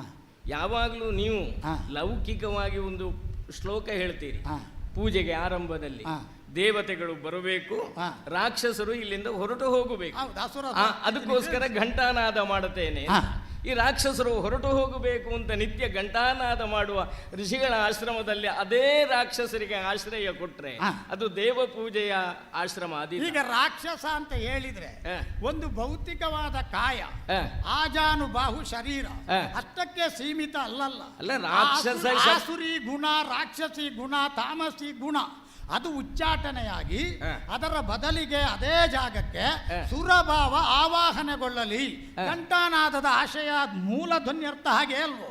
ಈಗ ಭೌತಿಕವಾಗಿ ತಮನ ಸಂಗಡಿಗರು ಕೂತರು, ಹಾ. ಆ ತಮ ಅಸುರ ಮೊದಲಾವರಿಗೆ ಅವರಿಗೆ ಜೀವ ಭೀತಿ ಇದ್ದದ್ದು, ಹಾ. ಪ್ರಾಣವನ್ನು ಉಳಿಸಿಕೊಳ್ಳಬೇಕು ಅಂತ ಹೇಳುವ ಕಲ್ಪನೆ ಮಾತ್ರ ಇದ್ದದ್ದು. ಮತ್ತೆ ಚರ್ಚೆಗೆ ಹಿಂದಕ್ಕೆ ಹೋಗ್ಲಿಕ್ಕಿಲ್ಲ. ಇಲ್ಲ, ಇಲ್ಲ. ಚರ್ವಿತ ಚರ್ವಣ ಉಭಯರಿಗೂ ಬೇಡ. ಬೇಡ, ಬೇಡ. ಆದರೆ ಅವರಿಗೆ ರಕ್ಷಣೆ ಕೊಡುತ್ತೇನೆ ಅಂತ ಹೇಳಿದ ಹಾ. ಖ್ಯಾತಿ ಭೃಗು ಮಹರ್ಷಿಗಳು ಬರುವವರೆಗೆ ಕಾಯಿ ಅಂತ ಆಡಿದನಲ್ಲ. ಹಾಗಾದ್ರೆ ನನ್ನ ಬಗ್ಗೆ ಭರವಸೆ ಇಲ್ಲದೆ ಹೋಯ್ತೆ ದೇವೇಂದ್ರನಿಗೆ. ಭರವಸೆಯ ನಾನೊಬ್ಬ ಪ್ರಶ್ನೆ ಅಲ್ಲ ಅದು. ನಿಕೃಷ್ಟನು, ನಾನು ಬಂದ್ರೆ ಹೆಂಡತಿಯ ಪಕ್ಷಪಾತಿಯಾಗಿ ಪರಿವರ್ತನೆ ಆಗುವೆನೆಂದು, ಹೆಂಡತಿ ಹೇಳಿದ್ದಕ್ಕೆ ನಿನ್ನ ಮಾತು ಸೈ ಎಂದು ಹಸ್ತುಮುದ್ರೆ ಒತ್ತುವೆನೆಂದು, ನನಗೆ ಸರಿತಪ್ಪುಗಳನ್ನು ವಿವೇಚಿಸುವ ವಿವೇಕವೇ ಹೆಂಡತಿಯ ಸಮ್ಮುಖದಲ್ಲಿ ಬಿದ್ದು ಹೋಗುತ್ತದೆ ಎಂದು ದೇವೇಂದ್ರ ಭಾವಿಸಿದನೆ. ಅಲ್ಲ, ಭರವಸೆಯ ವಿಷಯ ಅಲ್ಲ. ಮತ್ತೆ ಈಗ ಭೃಗುಗಳು ಯಾವಾಗ ಬರ್ತಾರೆ ಅಂತ ನಿರ್ಣಯ ಏನು ಇಲ್ಲ. ಏನೂ ಇಲ್ಲ. ಹೇಳಿ ಹೋಗ್ಲಿಲ್ಲ, ಇಂತಹ ತಿಥಿ ದಿವಸ ಬರ್ತೇನೆ, ಹಾ. ಶುಕ್ಲ ಪಕ್ಷದ ಇಂತಹ ತಿಥಿ ದಿವಸ ಬರ್ತೇನೆ ಅಂತ ಹೇಳಿ ಹೋಗ್ಲಿಲ್ಲ. ಹೇಳಿಲ್ಲ. ಈ ಸ್ತಂಭನ ಮಾಡಿ ದೇವೇಂದ್ರ ಎಷ್ಟು ದಿವಸ ಇರ್ಬೇಕಿಲ್ಲಿ? ಈಗ ದೇವೇಂದ್ರ ಸ್ತಂಭನ ಮಾಡಿದ ಸ್ಥಿತಿಯಿಂದ ಮತ್ತೆ ಭೃಗು ಮಹರ್ಷಿಗಳು ಬರುವವರೆಗೆ ಸಮಾಧಾನದಿಂದ ತಾಳ್ಮೆಯಿಂದ ಕಾಯುವುದು ಹೌದಾದ್ರೆ ಸ್ತಂಭನ ನಿರಸನ ಆಗುತ್ತಿತ್ತಲ್ಲ. ಸ್ತಂಭಿತ ದೇವೇಂದ್ರ ಸ್ತಂಭನ ಆಗಿ ಭೃಗು ಬರುವವರೆಗೆ ಇರಬೇಡ. ಹೌದು, ಲೋಕ ನಡೆದೀತ. ಹೌದಾ? ಈಗ ಲೋಕ ನಡೆಯುತ್ತಂತಾರೆ ನೀನು ಮಧ್ಯವರ್ತಿಯಾಗಿ ಪ್ರವೇಶ ಮಾಡಿ. ಅದೇ ಲೋಕ ನಡೀಬೇಕು ಅಲ್ಲೇ ಮಧ್ಯವರ್ತಿಯಾಗಿ ಬಂದದ್ದು. ನಾರಾಯಣ ನೀನಿಲ್ಲಿಗೆ ಪ್ರವೇಶ ಮಾಡಿದ ಮೇಲೆ ಹಾ. ಲೋಕ ವ್ಯಾಜವನ್ನು ಮುಗಿಸುವುದಕ್ಕೆ ನಿನ್ನಷ್ಟು ದೊಡ್ಡ ಮಧ್ಯಸ್ಥಿಕೆಯವನು ಯಾರಿದ್ದಾರೆ? ಆದ್ರಿಂದ ಅದಕ್ಕೆ ಮಧ್ಯಸ್ಥಿಕೆ ಮಾಡಬೇಡುವ. ಮಧ್ಯಸ್ಥಿಗೆ ಮಾನಿನಿ ಮಾಡ್ಲಿಕ್ಕೆ ಅಂತ ಹೇಳುವುದರಿಂದ ಒಟ್ಟು ತಲೆ ಕಡಿಯುವುದು. ಮಧ್ಯಸ್ಥಿಗೆ ಮಾಡ್ಲಿಕ್ಕೆ ಅವಕಾಶ ಬೇಡುವ? ಯಾಕಿಲ್ಲ? ಎಲ್ಲಿತ್ತು? ಖ್ಯಾತಿಯನ್ನು ಸ್ತಂಭನ ಮಾಡುವುದಪ್ಪ. ಈಗ ನಿನಗೆ ಕೇವಲ ಕೈಕಾಲುಗಳೆಲ್ಲ ಸ್ತಂಭನಗೊಳ್ಳುವ ಹಾಗೆ ಮಾಡಿದ್ದೇನೆ, ವಿವೇಕ ಮಾತ್ರ ಜಾಗೃತವಾಗಿ ಇಟ್ಟಿದ್ದೇನೆ, ಕಂಬಕ್ಕೆ ಕೈ ಕಟ್ಟಿ ವಿಚಾರಣೆ ಮಾಡಿದ ಹಾಗೆ. ನಿನಗೆ ಬಳ್ಳಿ ಕಣ್ಣಿಗೆ ಕಾಣಿಸುವುದಿಲ್ಲ ಪಾಶ ಬಿಗಿದದ್ದು, ನಿನ್ನನ್ನು ಬೌದ್ಧಿಕವಾದ ಸ್ಥಿತಿಯಿಂದ ಬಂಧಿಸಿದ್ದೇನೆ. ಈಗ ಹೇಳು ಖ್ಯಾತಿ ಅಂತ ನೀನು ಮಧ್ಯಸ್ಥಿಕೆ ಮಾಡಬೇಡುವ. ಹೆಂಡತಿ ಇಲ್ಲ ಅಂತ ಪ್ರಕರಣ ನಡೆದ ಮೇಲೆ ಊಹೆ ಎಷ್ಟೂ ಮಾಡಬಹುದು. ಪ್ರಕರಣದಲ್ಲಿ ಭಾಗವಹಿಸುವ ತತ್ಕಾಲದಲ್ಲಿ ಏನು ವ್ಯವಹಾರ ಮಾಡಬೇಕು ಅದು ಕರ್ತವ್ಯ ಪ್ರಜ್ಞೆ ಅಂತ ಹೆಸರದು. ಸ್ತಂಭನ ಮಾಡುವುದಾದ್ರೆ ನಾನು ಇಲ್ಲಿಗೆ ಬರಬೇಕಾ? ಅಲ್ಲಿಂದಲೇ ಮಾಡಬಹುದು. ಅಲ್ಲಿಂದಲೇ ಮಾಡಬಹುದಿತ್ತಲ್ಲ. ಈಗ ನೀನು ತಲೆ ಕತ್ತರಿಸುತ್ತಿದ್ರು ಇಲ್ಲಿಗೆ ಬರಬೇಕಾ? ದೇವೇಂದ್ರನಿಗೆ ಇಲ್ಲಿಗೆ ಬರಬೇಕಾ? ಪ್ರತ್ಯಕ್ಷವಾಗಿ ಕಂಡು ಸಾನುಭೂತಿಯಿಂದ ಮೈದಾಡಬೇಕು. ಪ್ರಕರಣ ಹೇಗೆ ಹೋಗುತ್ತದೆ ಎನ್ನುವುದನ್ನು ವಿಮರ್ಶೆ ಮಾಡಬೇಕು. ಇಷ್ಟು ಒಳ ವಿಮರ್ಶೆ ಮಾಡುವ ಭೃಗು ಇವನ ಮನಸ್ಥಿತಿ ಹೇಗಿತ್ತು ಅಂತ ಆಲೋಚನೆ ಮಾಡಿದ್ದೀರಾ? ಯಾರ ಮನಸ್ಥಿತಿ? ತಮಾಸುರಂದು. ತಮಾಸುರನ ಮನಸ್ಥಿತಿ ಬರುವ ಕಾಲದಲ್ಲಿ ಆರ್ತನಾಗಿದ್ದ. ಅಮ್ಮ ಭೃಗು ಮಹರ್ಷಿಗಳನ್ನು ನಾನು ಕಾಣಲೇಬೇಕು ಅಂತ ಆಡಿದ್ದನಂತೆ. ಅವನಿಗಿದ್ದ ಉದ್ದೇಶವಂತೆ ಗುರುವಾಗಿ ನನ್ನನ್ನು ಸ್ವೀಕರಿಸಬೇಕು. ಯಾಕಂದ್ರೆ ದೇವತೆಗಳು ಗುರುಬಲದಿಂದ ಗೆದ್ದರು ಅಂತ ಅವನ ತೀರ್ಮಾನ. ಅವನ ಆಂತರ್ಯ ಇದ್ದದ್ದು ಗುರು ಎಲ್ಲ ಸರಿಯೇ, ಆಂತರ್ಯ ಇದ್ದದ್ದು ತತ್ಕಾಲ ದೇವೇಂದ್ರನ ಆಘಾತದಿಂದ ತಪ್ಪಿಸಿಕೊಳ್ಬೇಕು. ಆಗಲಿ ಅಪ್ಪ, ಒಳ್ಳೆಯವನಾಗಬೇಕು, ಭೃಗುವಿನ ಶಿಷ್ಯನಾಗಬೇಕು ಅಂತಲ್ಲ. ಇಲ್ಲಿಗೆ ಬಂದ ಮೇಲೆ ಗುರು ಅಂತ ಅದು ಮತ್ತೆ ಸಂಸ್ಕಾರ ಅಲ್ವೋ? ಅಲ್ಲಲ್ಲ. ಈಗ ಕಾಡಿನಲ್ಲಿರುವಂತಹ ಶಿಲೆಯನ್ನು ತಂದು ದೇವಸ್ಥಾನ ಅಂತ ಮಹಾ ಆಲಯವನ್ನು ನಿರ್ಮಾಣ ಮಾಡಿ ನಡ್ಕೊಂಡು ಹೋಗುವಂತ ಆಸು ಮಾಡುವಾಗ ಉಳಿದವರು ಪಾದರಕ್ಷೆ ಬಿಟ್ಟು ಬರಬೇಕು, ಅಶುಚಿಯಿಂದ ಬಿಟ್ಟಬಾರದು ಅಂತ ಆಗುವುದು ಯಾವಾಗ? ಕಾಡಿನ ಕಲ್ಲಾಗಿದ್ದಾಗ ಅಲ್ವಲ್ಲ, ಸಂಸ್ಕಾರ ಆದ ಮೇಲಲ್ವೋ ಹರಿ. ಇದನ್ನೇ ಸಂಸ್ಕಾರದಿಂದ ಬದಲಾಗುವುದಿಲ್ಲ. ಇದನ್ನೇ ಹೇಳುವುದು. ನೀವು ನಿಮಗೆ ಬೇಕಾದ್ದನ್ನು ಬೇಕಾದಾಗೆ ಹೇಳುವುದು. ಇದಕ್ಕೆ ಪೂರ್ವಾಗ್ರಹ ಅಂತ. ಪೂರ್ವಾಗ್ರಹ ಇಲ್ಲದೆ ಆಲೋಚನೆ ಮಾಡಿ. ಅವ ಸಾಧ್ಯ ಉಂಟ? ರಾಕ್ಷಸ ದೇವಲೋಕದ ಮೇಲೆ ದಾಳಿ ಮಾಡಿದವ, ಇನ್ನವ ಸಜ್ಜನನಾಗುವ ಸಾಧ್ಯತೆಯನ್ನು ನೀವು ಒಂದು ಉದಾಹರಣೆ ಹಿಂದಿನ ಕಲ್ಪದ್ದು ಕೊಟ್ರೆ ನಾನು ಈಗ ಅಪರಾಧ ಒಪ್ಪಿಕೊಳ್ಳುತ್ತೇನೆ. ಎಲ್ಲ ಭವಿಷ್ಯದಲ್ಲಿ ಸಂಭವಿಸಿದ ಅಥವಾ ವರ್ತಮಾನದಲ್ಲಿ ಸಂಭವಿಸುತ್ತಿರುವ ಘಟನೆಗಳೆಲ್ಲವೂ ಪೂರ್ವದಲ್ಲಿ ಆದದ್ದನ್ನು ಅನುಸರಿಸಿ ಅಲ್ಲ. ಪೂರ್ವ ವಿಶೇಷ ಘಟನೆ ಅಂತ ಇಲ್ವೋ? ಸಂಭಾಷಣೆಯಲ್ಲಿ, ಸಂವಾದದಲ್ಲಿ ಒಂದು ವಿಷಯವನ್ನು ಪ್ರತಿಷ್ಠೆ ಮಾಡಬೇಕಾದ್ರೆ ಉದಾಹರಣೆ ಕೊಡ್ಬೇಕು. ಎಂದಿಟ್ಟುಕೊಳ್ಳೋಣ. ಉದಾಹರಣೆ ಬೇಕು. ಅಂತಹ ಉದಾಹರಣೆಗಳು ಇಲ್ಲದೇ ಇದ್ದದ್ರಿಂದ ಅವ ಒಳ್ಳೆಯವನಾಗುವುದಕ್ಕೆ ಇಲ್ಲಿಗೆ ಬಂದದ್ದಲ್ಲ. ನೀವು ಪೂರ್ವಾಗ್ರಹ ಇಲ್ಲದೆ ಆಲೋಚನೆ ಮಾಡಿ. ತತ್ಕಾಲ ದೇವೇಂದ್ರನ ಆಘಾತದಿಂದ ತಪ್ಪಿಸಿಕೊಳ್ಳಬೇಕು. ದೇವೇಂದ್ರನಿಗೆ ಈ ಸಾಮರ್ಥ್ಯ ಬಂದದ್ದು ಬೃಹಸ್ಪತಿಗೆ ಎಂಬ ಮಹಾ ಆಚಾರ್ಯರ ಉಪದೇಶದಿಂದ. ಹಾಗೆ ನನಗೆ ಅವನಿಗೆ ಅಧರ್ಮ ಮಾಡುವುದಕ್ಕೆ, ಋಷಿಗಳನ್ನು ವಿರೋಧಿಸುವುದಕ್ಕೆ, ಯಜ್ಞಕಂಟಕನಾಗುವುದಕ್ಕೆ ಒಬ್ಬ ಗುರು ಬೇಕು. ಅದೇನಾಯಿತು, ಓಡ್ತಾ ಓಡ್ತಾ ಓಡ್ತಾ ಭೃಗುಗಳ ಆಶ್ರಮಕ್ಕೆ ಬಂದದ್ದೇ ಹೊರತು ಭೃಗುವಿನ ಆಶ್ರಮಕ್ಕೆ ಉದ್ದೇಶಿಸಿ ಓಡಿಕೊಂಡು ಬಂದದ್ದಲ್ಲ. ಆದರೆ ಅವನ ಹೇಳಿಕೆಯಿಂದ, ಅವನ ವರ್ತನೆಯಿಂದ ನಮಗದು ಶ್ರುತ ಪಡುವುದಿಲ್ಲ. ನೀನು ಹೇಳುವುದಕ್ಕೆ ಸಾಕ್ಷ್ಯ ಸಂಗ್ರಹಕ್ಕೆ ಹೊರಟ್ರೆ ಅವನ ಮಾತಿನಲ್ಲೂ ಇದ್ದದ್ದು ದಯನೀಯತೆ, ಈಗ ಅವನ ನಿರೀಕ್ಷೆಯಲ್ಲಿದ್ದದ್ದು ಹಾರ್ದ ಭಾವ. ಗುರುದರ್ಶನ ಆಗಬೇಕು. ಒಬ್ಬ ಮಹರ್ಷಿ ಸಾಧಕನು, ತಪಸ್ವಿಯು, ಇಚ್ಛಾಶಕ್ತಿಯು, ಕ್ರಿಯಾಶಕ್ತಿಯು, ಜ್ಞಾನಶಕ್ತಿಯು ಸಮ್ಮಿಳಿತವಾದ ಭೃಗು ಶಕ್ತಿಯನ್ನು ಕಾಣಬೇಕು. ಅಲ್ಲ, ಒಬ್ಬ ಮಹರ್ಷಿ ವಿಷ್ಣು ಹೇಳಿದ್ದಕ್ಕೆ ಸಾಕ್ಷ್ಯ ಹೇಳ್ತೇನೆ. ವಿಷ್ಣು ಹೇಳಿದ್ದಕ್ಕೆ ಸಾಕ್ಷ್ಯ ಬೇಕು ಅಂತ ಹೇಳಿದ್ರೆ ಆ ಋಷಿಯಲ್ಲಿ ಸಂಭಾಷಣೆ ಮುಂದುವರಿಸಲಿಲ್ಲ. ತಪ್ಪು ತಿಳಿಯಬಾರದು. ಶಾಂತಂ ಪಾಪಂ, ಪಾಪ ಶಾಂತವಾಗಲಿ. ನಾನು ಆಡಿದ್ದು ಎಂದಿಟ್ಟುಕೊಳ್ಳೋಣ. ಈಗ ತರ್ಕದಲ್ಲಿ 7-8 ಬಗೆ ಇಲ್ವೋ? ಎಲ್ಲದಕ್ಕೂ ಒಂದೇ ಆಧಾರ. ತರ್ಕವನ್ನೇ ಮಾಡುವುದಾದ್ರೆ ಅವನಿಗೆ ಆಶ್ರಯ ಕೊಟ್ಟದ್ದೇ ತಪ್ಪು. ಈಗ ನಾವು ಪ್ರತ್ಯಕ್ಷ ಪ್ರಮಾಣ ಉಂಟು, ಅನುಮಾನ ಪ್ರಮಾಣ ಉಂಟು, ಉಪಮಾನ ಪ್ರಮಾಣ ಉಂಟು, ದೃಶ್ಯ ಪ್ರಮಾಣ ಉಂಟು, ಐತಿಹಾಸಿಕ ಪ್ರಮಾಣ ಉಂಟು, ಅರ್ಥಾಪತ್ತಿ ಉಂಟು, ಪ್ರಸಂಗ ಉಂಟು, ಅನುಲಬ್ಧಿ ಉಂಟು. ಹಾಗಾದ್ರೆ ಅರ್ಥಾಪತ್ತಿ ಹೇಗೆ? ಮಳೆ ಬಿದ್ದಿದೆ, ಮೋಡ ಇದ್ದಿರಬೇಕು, ಮೋಡ ಇದೆ, ಮಳೆ ಬೀಳುತ್ತದೆ, ಹೀಗೆ ಅಲ್ವಾ? ಆ ನೆಲೆಯಲ್ಲೇ ತರ್ಕಿಸುವುದಾದರೆ, ಆ ನೆಲೆಯಲ್ಲಿ ತರ್ಕವೇ ಮಾಡುವುದಾದರೆ ಆಶ್ರಯ ಕೊಡಬೇಕು ಎನ್ನುವುದು ಸಾಮಾನ್ಯ ನಿಯಮ. ಆಶ್ರಯ ಕೊಡುವಾಗ ಅವಿಚಾರಿತವಾಗಿ ಆಶ್ರಯ ಕೊಡಕೂಡದು.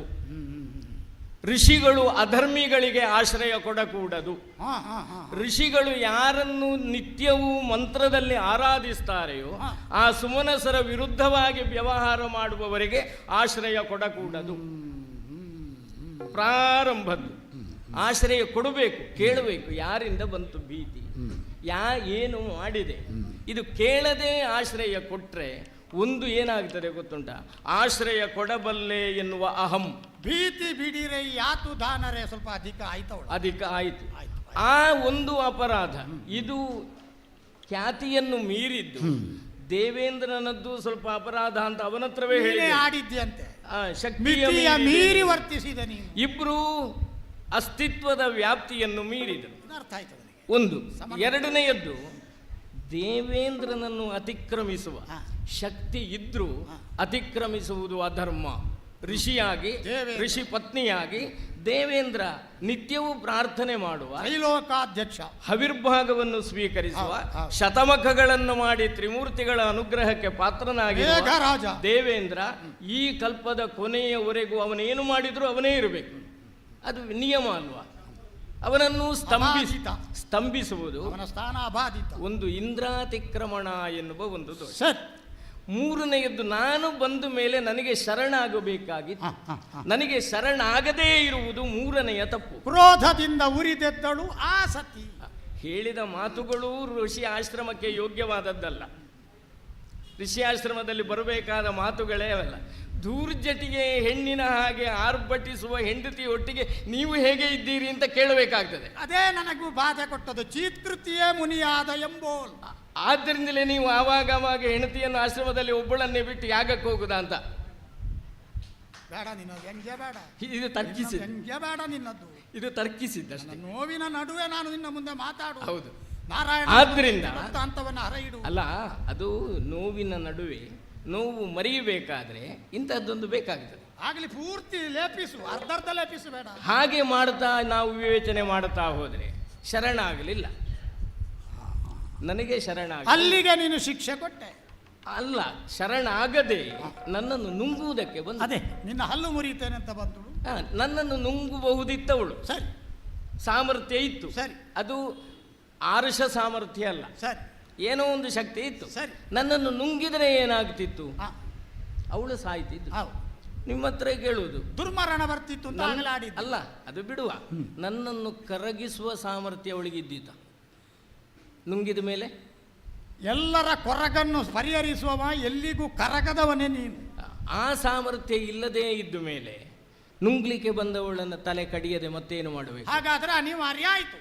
ಈಗ ನೀನು ಕಡಿದ ಆದ ಮೇಲೆ ಅದರ ಮುಂದೆ ಕ್ರೋಧೋದ್ರಿಕ್ತರಾದಂತಹ ಭೃಗು ಶಾಪ 10 ಜನ್ಮಗಳನ್ನೆತ್ತು ಈ ಭೂಮಿಯ ಮೇಲೆ ಒಂದು ಜನ್ಮದಲ್ಲಿ ಪತ್ನಿ ವಿರಹದ ನೋವನ್ನು ಅನುಭವಿಸು ಆಗಲಿ. ಅದರಲ್ಲಿ ಕೆಲವೆಲ್ಲ ಅನುಕೂಲತೆಗಳುಂಟು. ಈ 10 ಜನ್ಮ ಇಂಥದ್ದೇ ಆಗಬೇಕು ಅಂತಿಲ್ಲ. ಸಂದರ್ಭ, ಪಾತ್ರ, ಕಾಲ, ದೇಶ, ಪರಿಣಾಮ ಲಕ್ಷ್ಯ ಇಟ್ಟುಕೊಂಡು ಅದೊಂದು ಪತ್ನಿ ವಿಯೋಗ ಎನ್ನುವುದೊಂದು ಮನುಷ್ಯನೇ. ಅದು ಮಾತ್ರ ನನಗೆ ನೀನು ಕೊಟ್ಟ ನೋವೇ ಪ್ರಚೋದನಕಾರಿಯಾಗಿ ನನ್ನ ಬಾಯಿಂದ ಹೊರಡಿಸಿ. ಮಹರ್ಷಿ, ಈ ಶಾಪವನ್ನು ತಲೆಯಲ್ಲಿ ಇಟ್ಟು ಪೋಷಿಸಿದೆ. ತಲೆಯೊಳಾಂತೆ ಶಿರದೊಳಾಂತೆ ಇದನ್ನು ಹಾರ್ದವಾಗಿ ಹೂಮಾಲೆಯಾಗಿ ಸ್ವೀಕರಿಸಿದೆ. ಹೂಮಾಲೆ ಅಲ್ಲ, ಇದು ಪ್ರಸಾದ. ಯಾಕೆ ಇದು?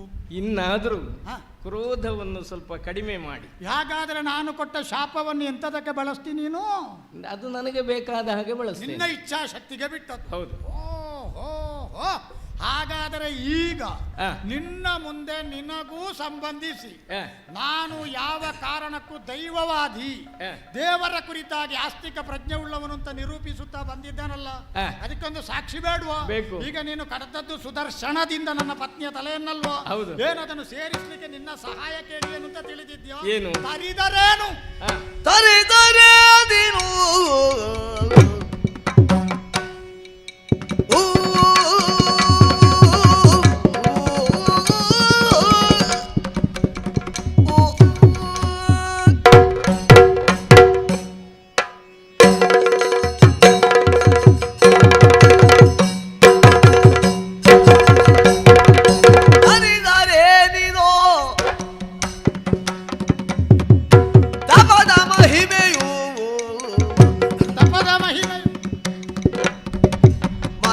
ಬದುಕ ನೀಯುವಂತ ಪರಿಯ ಪರಿಗಿಸು.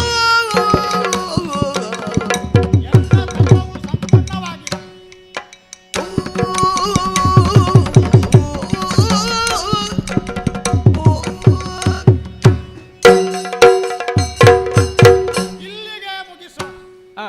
ಪರಂಪರೆ ಹೀಗೆಯೇ ಇರಬೇಕು ಎನ್ನುವ ಕಲ್ಪನೆ, ಅದನ್ನು ಹಾರ್ದವಾಗಿ ನಾನು ಅಂಗೀಕರಿಸ್ತೇನೆ. ಸರಿ.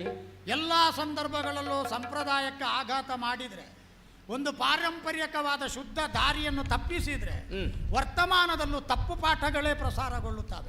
ಹಾಗೆಂದು ಕೆಲವೊಮ್ಮೆ ನಾಟಕೀಯತೆಯು ಬದುಕಿನಲ್ಲಿ ಬೇಕು. ಜೀವನ ರಂಗಸ್ಥಳ, ಅದರ ಸೂತ್ರಧಾರಿ ನೀನು, ಕೃತಿ ಬರೆಯುವವನು ನೀನು, ಕೃತಿಗನಿಯೋಜ್ಯವಾದ ಪಾತ್ರಗಳನ್ನು ಸೃಷ್ಟಿ ಮಾಡುವವನು ನೀನು, ಇಂಥವನಿಗೆ ಇಂಥ ಪಾತ್ರ ಎನ್ನುವ ಹಾಗೆ ಕಲ್ಪಿಸುವ ಮಹಾನ್ ದಿಗ್ದರ್ಶಕ, ಮಹಾನ್ ರಚನಾಕಾರ. ಕೃತಿ ಬರೆಯುವುದು ಅದು ಕರಣಗಳ ಕೆಲಸ.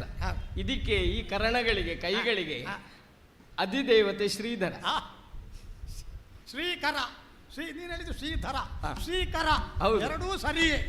ಆ ಶ್ರೀಧರ ವಿರಚಿತವಾದ ನಾಟಕ ರಂಗಭೂಮಿಯಲ್ಲಿ ಸ್ವಲ್ಪ ಹಿಂದೆ ಮುಂದೆ ಮಾಡಬೇಕಾಗ್ತದೆ.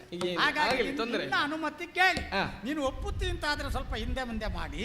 ನನ್ನ ತಪಸ್ಸು ಸಂಪನ್ನವಾಗಿದ್ದರೆ ಈ ಎನ್ನ ತಪ ಸಂಪನ್ನವಾಗಿರಲಿದ್ದು ಬದುಕಲಿ. ಎನ್ನ ತಪವು ಸಂಪನ್ನವಾಗಿರಲು ಬದುಕಲಿ ನನ್ನ ಪತ್ನಿ. ಎಲ್ಲ ತಪ ಸಂಪನ್ನವಾಗಿರಲು ಇನ್ನು ಬದುಕಲಿ ಮಡದಿ ಎಂದ. ಬದುಕಲಿ ಬದುಕಲಿ ಬದುಕಲಿ. ಚಿನ್ನ ಶೀರ್ಷವ ಕಾಯದೊಡಗೂಡಿಸುತ್ತ ಪ್ರೋಕ್ಷಿಸಲು. ಚಿನ್ನ ಶೀರ್ಷವ ಕಾಯದೊಡನೆ ಬೆಸೆದು ಪ್ರೋಕ್ಷಿಸ್ತೇನೆ ನೀನು. ಚಿನ್ನ ಶೀರ್ಷವ ಕಾಯದೊಡಗೂಡಿಸುತ್ತ ಪ್ರೋಕ್ಷಿಸಲು ಮುಂದಿನಂದದಿ ದೇಹ ಪ್ರಾಣಗಳನ್ನು ಪಡೆದೇಳುತ್ತ ನಮಿಸಲು. ಮುಂದಿನಂದದಿ ದೇಹ ಪ್ರಾಣಗಳನ್ನು ಪಡೆದೇಳುತ್ತ ನಮಿಸಲು. ಪನ್ನತಿಗೆ ಗೆಜ್ಜರೆಯನಾತದು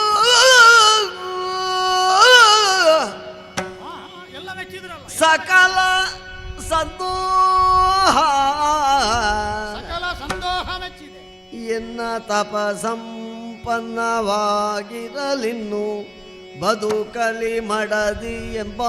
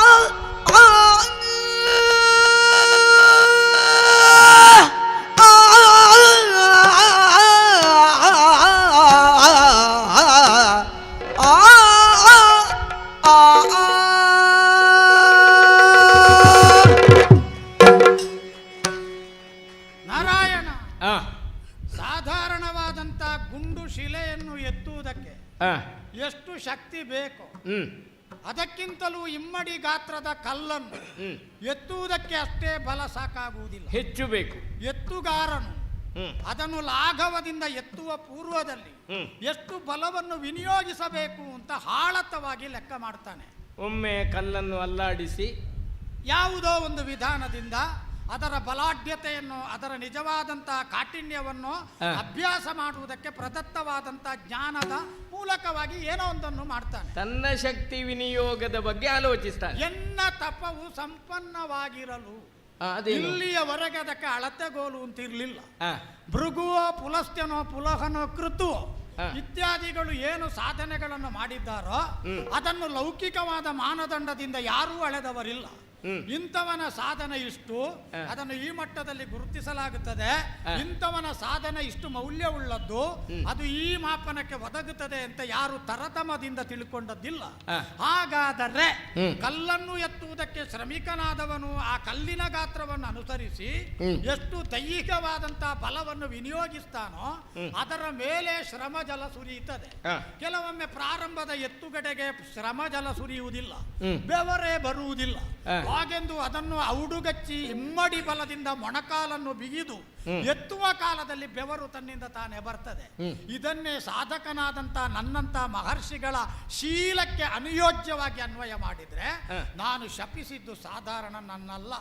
ಕರ್ತುಂ ಅಕರ್ತುಂ ಅನ್ಯತಾ ಕರ್ತುಂ ಅಂತ ಯಾರನ್ನು ನಾನು ಕೊಂಡಾಡಿದ್ದೇನೋ, ಯಾರು ವೈಕುಂಠದ ಮಹಾಸಭಾ ಮಂಟಪದಲ್ಲಿ ಮಹಾ ಋಷಿಗಳ ಗಡನದಿಂದ ನಿತ್ಯ ಸ್ತುತಿ ಮಂಗಳ ಕ್ರಿಯೆಗಳಿಗೆ ಮೈ ಕೊಡುವಂತ ಭಾಗ್ಯಶಾಲಿಯೋ, ಪ್ರಪಂಚದಲ್ಲಿ ಅನ್ಯಾನ್ಯವಾದ ಎಲ್ಲಾ ಸಾಧನೆಗಳನ್ನು ಮಾಡಿ ಕೀರ್ತಿಯ ಉತ್ತುಂಗವನ್ನು ಸೇರಿದ್ದಾನೋ, ಬೇಕಿದ್ದರೆ ಸೃಷ್ಟಿಸಿ ಬೇಕಿದ್ದರೆ ಪೊರೆದು ಬೇಕಾದಾಗ ಲಯ ಮಾಡಬಲ್ಲ ತ್ರಿವಿಧದ ಶಕ್ತಿಯನ್ನು ನಿಕ್ಷೇಪಗೊಳಿಸಿಕೊಂಡಿದ್ದಾನೋ, ದೇವತೆಗಳ ಗಡನದಲ್ಲಿ ಪರಮಾಚ್ಛ ನಾಯಕನೆನಿಸಿಕೊಂಡ ನಾರಾಯಣ ಅಂತವನನ್ನು ನಾನು ಶಪಿಸುವಾಗ ನನ್ನ ಎಷ್ಟು ತೇಜಸ್ಸು ನಷ್ಟ ಆಗಿರಬೇಡ. ಇನ್ನೂ ಒಂದು ಉಂಟು. ಈ ಶಾಪಕ್ಕೆ ಒಳಗಾದವ ಈ ಶಾಪ ನನಗಲ್ಲ, ಶಾಪ ಕೊಟ್ಟವನೇ ಇದನ್ನು ಸ್ವೀಕರಿಸಬೇಕು ಅಂತ ಯಾವನು ಹೇಳಿದ್ರೆ ನಡೆಯುತ್ತದೋ ಅವನಿಗೆ ಶಪಿಸಿ. ಆ ಕಾರಣದಿಂದ ಅದು ಹೇಗೂ ಸಮಾರೋಪದಲ್ಲಿ ಅದಕ್ಕೊಂದು ಗತ್ಯಂತರವನ್ನು ಸೃಷ್ಟಿಸೋಣ. ಹಾಗಾದರೆ ನಿನ್ನನ್ನು ಶಪಿಸುವಾಗ ನನ್ನ ಎಷ್ಟು ತಾತ್ವಿಕವಾದ ಸಾತ್ವಿಕವಾದ ಶ್ರಮ ವಿನಿಯೋಗ ಆಗಬೇಡ. ನನ್ನ ಶ್ರಮದ ಸಂಚಿತವಾದ ಪುಣ್ಯದ ಗಂಟಿನಿಂದ ಎಷ್ಟು ಎಸಳುಗಳು ಹೊರತರಲ್ಪಡಬೇಡ. ಎಷ್ಟು ಬಲಾಢ್ಯವಾದ ಪ್ರಭಾವಶಾಲಿಯಾದ ವಿಷ್ಣುವನ್ನೇ ತಾಕಬೇಕಾದ ಶಾಪ ನನ್ನ ಜಿಹ್ವೆಯ ತುದಿಯಿಂದ ಹೊರಹೊಮ್ಮಬೇಡ. ಅದು ಕೇವಲ ಗಂಟಲ ಕುಳಿಯಿಂದ ಬರುವುದಲ್ಲ. ಪರ ಪಶ್ಯಂತಿ ಮಧ್ಯಮ ವೈಖರಿ ಎನ್ನುವ 4 ಸ್ತರಗಳಲ್ಲಿ ಪರ ಎನ್ನುವ ನಾಭಿ ಮೂಲದಿಂದಲೇ ಬರಬೇಕು. ಅದು ನಾದೋತ್ಪತ್ತಿ ಆದ ಹಾಗೆ ಬರುತ್ತದೆ. ಆರ್ಜಿತವಾದಂತಹ ತಪಸ್ಸಿನ ಶಕ್ತಿಯ ಧಾರಣ ಅದು ಈ ಭೃಗು ಎನ್ನುವ ಮಹಾ ವ್ಯಕ್ತಿಯ ಚಪ್ಪರದೊಳಗುಂಟು ಅಂತಾದರೆ ನಿನ್ನ ಕಾಲಬುಡದಲ್ಲಿ ನಾನು ನಿಂತು ಶಾಪ ಕೊಟ್ಟಾಗ ಎಷ್ಟು ಎಷ್ಟು ನಷ್ಟ ಆಗಿರಬೇಡ. ಇನ್ನೆಷ್ಟುಂಟು ಅಂತ ಉಳಿದವರು ಯೋಚನೆ ಮಾಡ್ತಾರೆ. ದೇವತೆಗಳೇ, ಋಷಿಗಳೇ, ಏನು ನೀವು ಯೋಚನೆ ಮಾಡಬೇಡಿ. ನನ್ನ ತಪಸ್ಸು ಸಂಪನ್ನವಾಗಿದ್ದರೆ ನಾನೀಗ ಯಾವುದನ್ನು ನಾರಾಯಣನಿಗೆ ಶಾಪ ಕೊಡುವುದರ ಮೂಲಕ ವಿನಿಯೋಗ ಮಾಡಿದ್ದೇನೋ ಇನ್ನೂ ಶೇಷ ಉಂಟು ಎನ್ನುವುದನ್ನು ಶುದ್ಧಪಡಿಸುವ ವಿಧಾನವನ್ನು ನೀವೇ ಪ್ರತ್ಯಕ್ಷ. ಏನದು? ಕಮಂಡಲವನ್ನು ತೆಕ್ಕೊಂಡಿದ್ದೇನೆ. ಬರೀ ನೀರಿದ್ದಾಗ ಬರೀ ಜಲ, ಅದಕ್ಕೆ ಬೇರೆ ಅರ್ಥ ಇಲ್ಲ. ಆದರೆ ಮಂತ್ರೋಕ್ತವಾದಂತಹ ಪ್ರಾಧಾನ್ಯತೆಯಿಂದ ಮೌಲ್ಯದ ನೆಲೆಗಟ್ಟನ್ನು ಪಡೆಯುವ ಈ ಜಲ ಮಂತ್ರ ಜಲ ಆಗುತ್ತದೆ. ಇಕೋ ಬಲಗೈಯ ಬೊಗಸೆಯಲ್ಲಿ ತೆಗೆದಿದ್ದೇನೆ. ವಿಶೇಷವಾದಂತಹ ಇಚ್ಛಾಧಾರಣ ಮಾಡಿದ್ದೇನೆ. ಚಿನ್ನವಾದ ನನ್ನ ಸಹಧರ್ಮಿಣಿಯ ಶಿರವನ್ನು ತಂದು ಛೇದದಿಂದ ಬೇರ್ಪಟ್ಟ ಕಾಯದೊಳಗೆ ಸೇರಿಸಿದ್ದೇನೆ. ರುಂಡ ಮುಂಡ ಸೇರಿಸಲ್ಪಟ್ಟಿತ್ತಲ್ಲ. ನನ್ನ ತಪಸ್ಸು ಸಂಪನ್ನವಾಗಿದ್ದರೆ ನಾರಾಯಣಾದಿಗಳನ್ನು ನಾನು ಅಹರ್ನಿಸಿ ಅನನ್ಯವಾದ ಭಕ್ತಿ ಶ್ರದ್ಧೆಯಿಂದ ಪೂಜಿಸಿದ್ದು ಹೌದಾದರೆ ಇಂದ್ರಾದಿ ದೇವತೆಗಳನ್ನು ನಾನು ಹವಿಸ್ಸಿನ ಮೂಲಕವಾಗಿ ಸಂತೃಪ್ತಿ ಪಡಿಸಿ ಇಳೆಗೆ ಸಕಾಲದಲ್ಲಿ ಸುಕಾಲದಲ್ಲಿ ಮಳೆ ಬರುವ ಹಾಗೆ ಮಾಡಿ ಬೆಳೆ ಸಮೃದ್ಧಿ ಬರುವ ಹಾಗೆ ಮಾಡಿದ್ರೆ ಇದೋ ಇದೋ ಇದೋ ನನ್ನ ಧರ್ಮಪತ್ನಿ ಜೀವಿಸಲಿ ಜೀವಿಸಲಿ ಜೀವಿಸಲಿ.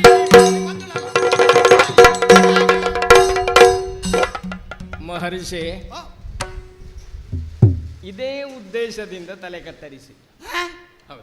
ಹೌದೇ?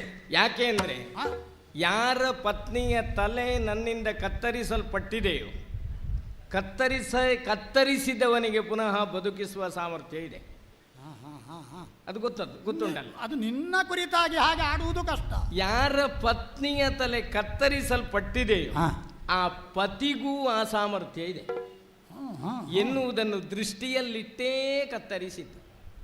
ಉಳಿದವರಿಗೆ ಬೋಧಿಸುವುದಕ್ಕೆ ಗುರುಮಠ ಬೇಕು, ಕೂತುಕೊಳ್ಳುವುದಕ್ಕೆ ಕೃಷ್ಣಾಜಿನ ಬೇಕು, ಪ್ರಾತಃ ಕಾಲ ಮಧ್ಯಾಹ್ನ ಸಾಯಂಕಾಲ ಅಂತ ವಿಭಜನೆ ಬೇಕು.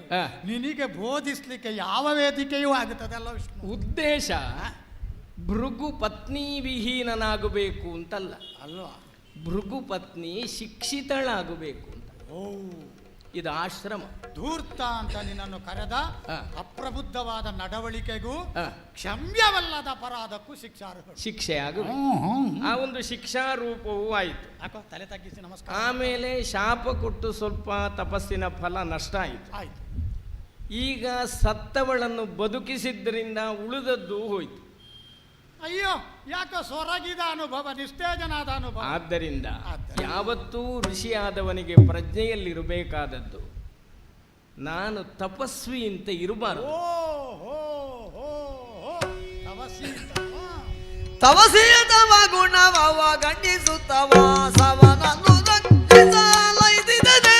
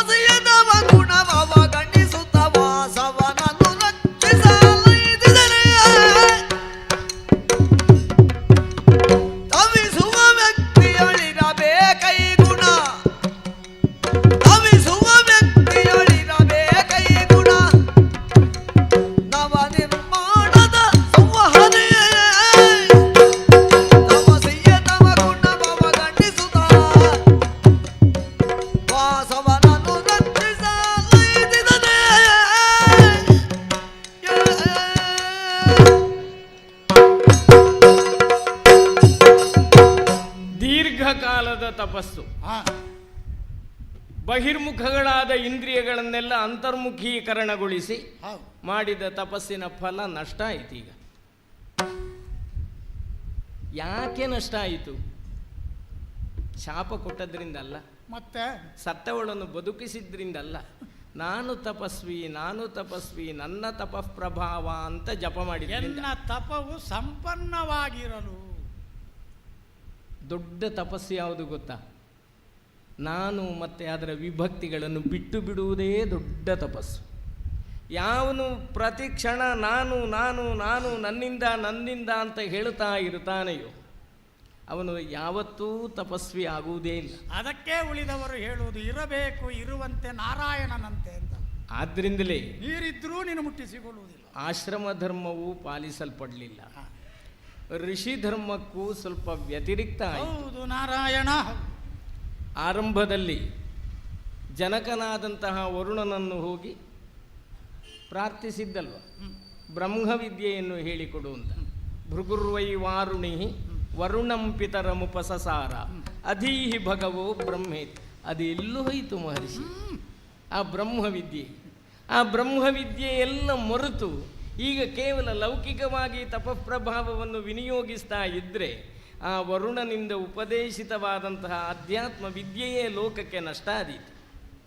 ಇದನ್ನು ನೆನಪಿನಲ್ಲಿಟ್ಟುಕೊಂಡು ಇನ್ನು ಮುಂದೆ ಬ್ರಹ್ಮವಿದ್ಯೆಯನ್ನು ಉಪದೇಶಿಸ್ತಾ ಆಶ್ರಮದಲ್ಲಿ ಇದೇ ಪತ್ನಿಯೊಡನೆ ಆಶ್ರಮ ಧರ್ಮವನ್ನು ಪಾಲಿಸುತ್ತಾ ಸುಖವಾಗಿರ್ಪುದೆಂದು ನಾರಾಯಣನು ಹೇಳಿದಲ್ಲಿಗೆ ಪ್ರಸಂಗ ಮುಗಿಲಿಲ್ಲ. ಅಲ್ಲ, ಮುಗಿಲಿಲ್ಲ. ದೇವ್ರೆ, ಒಂದು ಶಾಪ ಕೊಟ್ಟಿದ್ದೇನೆ ನಾನು. ಈ ಶಾಪ, ಒಂದು ಜನ್ಮವನ್ನು ಎತ್ತು ಈ ಶಾಪ, ಒಂದು ಜನ್ಮದಲ್ಲಿ ಹೀಗಾಗಲಿ, ಇದನ್ನು ನೀನು ದಯಮಾಡಿ ತಗೊಳ್ಬೇಕು. ಈ ಶಾಪ ಇದು ನೀವು ಕೊಟ್ಟದ್ದಲ್ಲ. ಹಾಗಾದರೆ ಈ ಪ್ರಸಂಗ ಬರೆದದ್ದೇ ನೀನು. ಅಲ್ಲ, ನೀವು ಕೊಟ್ಟದ್ದಲ್ಲ, ಮೊದಲಿನ ಸಂಕಲ್ಪವೇ ನಿನ್ನದು. ನಿಮ್ಮಿಂದ ನಾನು ಪಡ್ಕೊಂಡದ್ದು. ಯಾಕೆ ಅಂದರೆ ಪ್ರಪಂಚಕ್ಕೆ ಬರುವಾಗ ಮೃಣ್ಮಯ ಸಂಬಂಧವನ್ನು ಹೊಂದದ ಹೊರತು ಯಾವುದೇ ವ್ಯವಹಾರಕ್ಕೂ ತನ್ನನ್ನು ಅಣಿಗೊಳಿಸಿಕೊಳ್ಳಲಾಗುವುದಿಲ್ಲ. ಭೃಗು ಶಾಪ, ಪ್ರಚಂಡವಾದ ಒತ್ತಡ ಇತ್ತಲ್ಲ, ಇದಕ್ಕೆ ಹೆಸರು ಸ್ಫೋಟಗೊಂಡದ್ದು ಹೀಗೆ. ಅಲ್ಲ, ಇದಕ್ಕೆ ಹೆಸರು ಹೇಗೆ ಗೊತ್ತುಂಟ? ಭೃಗು ಶಾಪ ಅಂತ. ಅಲ್ಲಿ ಭೃಗು ಕೊಟ್ಟ ಶಾಪ ಅಂತಲೇ ಸಮಾಸ ಮಾಡಬೇಕು ಅಂತಿಲ್ಲ. ಇಲ್ಲ, ಭೃಗು ಶಾಪ ಭೃಗುವಿನಿಂದ ಕೊಡಿಸಿಕೊಂಡ ಶಾಪ. ಯಾಕೆ ಅಂದರೆ, ಯಾಕೆ ನಾರಾಯಣ, ಇದೇ ಆಶ್ರಮ ಧರ್ಮಕ್ಕೆ ವರ್ಣ ಧರ್ಮಕ್ಕೆ ವಿರೋಧ ಬಂದಾಗ ನಿಮ್ಮಂತಹ ಋಷಿಮುನಿಗಳ ಯಜ್ಞಯಾಗಾದಿಗಳಿಗೆ ಕಂಟಕರು ಹೆಚ್ಚಾದಾಗ, ಲೋಕ ಧರ್ಮದಲ್ಲಿಯೇ ಲೀನವಾದಾಗ, ಅಭ್ಯುತ್ಥಾನವಾದಂತಹ ಅಧರ್ಮವನ್ನು ನಾಶ ಮಾಡಿ ಧರ್ಮ ಸಂಸ್ಥಾಪನೆಗೆ ಈ ಶಾಪವನ್ನು ನಾನು ವಿನಿಯೋಗಿಸಿಕೊಳ್ತೇನೆ. ಸ್ವಾಪದರ ನಿಗ್ರಹಕ್ಕೆ ನೀನು ಬಳಸಿಕೊಳ್ತೀನಿ. ಹೌದು. ಆದ್ದರಿಂದ ಶಾಪ ಕೊಟ್ಟಿದ್ದೇನೆ ಅಂತ ಚಿಂತೆಯೇ ಬೇಡ. ಬೇಡ. ಇದು ನನ್ನ ತಲೆಗೆ ಇಟ್ಟ ಮಂತ್ರಾಕ್ಷತೆ. ಹೆಂಡತಿ ಖ್ಯಾತಿ. ಆದರೆ ಈ ಪ್ರಸಂಗದಲ್ಲಿ ನಿಜವಾದ ಖ್ಯಾತಿ ನನ್ನ ಆಶ್ರಮಕ್ಕೆ ಬಂದದ್ದು ನಿನ್ನ ಪ್ರವೇಶದಿಂದ. ಆದ್ದರಿಂದ ಇದು ನಾರಾಯಣ ಖ್ಯಾತಿಯೇ. ಖ್ಯಾತಿ ಎನ್ನುವವಳನ್ನು ಮತ್ತೆ ಮರಳಿ ನನಗೆ ಒಪ್ಪಿಸಿಕೊಟ್ಟದ್ದು. ನಿನ್ನ ಕೃಪಾ ವರ್ಷಕ್ಕೆ ಮೈ ಕೊಟ್ಟು ಸದಾ ನೆನೆಯುತ್ತಾ ಮುದಗೊಂಡು ರೋಮಾಂಚನಗೊಂಡು ಆರ್ಧವಾಗಿ ಉಳಿಯುವ ಹಾಗೆ ಅನುಗ್ರಹ. ಆದ್ದರಿಂದಲೇ ಈ ಸಮಗ್ರ ಪ್ರಕರಣವೇ ಭೃಗುಶಾಪ ಅಂತ ಪ್ರಖ್ಯಾತಿಯನ್ನು ಹೊಂದಿ ಯಾರು ಇದನ್ನು ಕೇಳುತ್ತಾರೋ ಅವರಿಗೆ ಮಂಗಳ ಆಗಲಿ. ಜಯ ಜಯ ಜಯ ಜಯ ಜಯ ಜಯ ಜಯ. ಕರದೊಳು ಬಲಶೂಪಾಶಾಂಕುಶಧಾರಿಗೆ ಹರುಷದಿ ಭಕ್ತರ ಪೊರೆಮವಗೆ ಪುರಗಭೂಷಣನ ಕುಮಾರ ಗಜವದನನ ಚಲನ ಗಮನಗಾರತಿ ಎತ್ತಿರೆ ಗಾರತಿ ಎತ್ತಿರೆ ಗಜಮುಖದ ಬಗೆ ಗಣಬಗೆ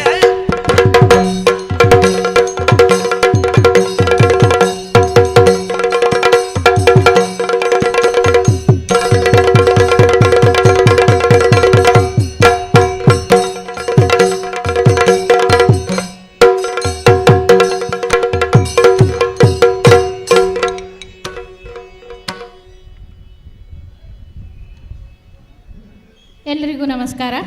ಸುಮಾರು 3:30-4 ಗಂಟೆಗಳು ಸರಿದು ಹೋದದ್ದೇ ಗೊತ್ತಾಗಲಿಲ್ಲ.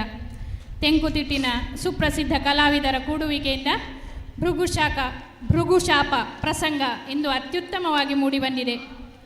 ವಿಷ್ಣುವಿನ ದಶಾವತಾರಗಳಿಗೆ ಕಾರಣವಾಗುವ ಭೃಗುಶಾಪ, ಅದಕ್ಕೆ ಕಾರಣವಾಗುವ ಸನ್ನಿವೇಶಗಳು ಬಹಳ ರಸವತ್ತಾಗಿ ಮಾರ್ಮಿಕವಾಗಿ ಮೂಡಿಬಂದಿವೆ. ಇದಕ್ಕೆ ಕಾರಣೀಭೂತರಾದ ಎಲ್ಲ ಹಿಮ್ಮೇಳ ಹಾಗೂ ಮುಮ್ಮೇಳ ಕಲಾವಿದರಿಗೆ ನಮೋ ನಮಃ. ಅದೇ ರೀತಿ ಇಷ್ಟು ಹೊತ್ತು ಕಾರ್ಯಕ್ರಮವನ್ನು ಆಸಕ್ತಿಯಿಂದ ವೀಕ್ಷಿಸಿದ ಎಲ್ಲ ಸಹೃದಯಿ ಕಲಾಭಿಮಾನಿಗಳಿಗೂ ಹೃತ್ಪೂರ್ವಕ ವಂದನೆಗಳು. ಯಕ್ಷಗಾನಂ ಗೆಲ್ಗೆ ಬಾಳ್ಗೆ ವಂದನೆ.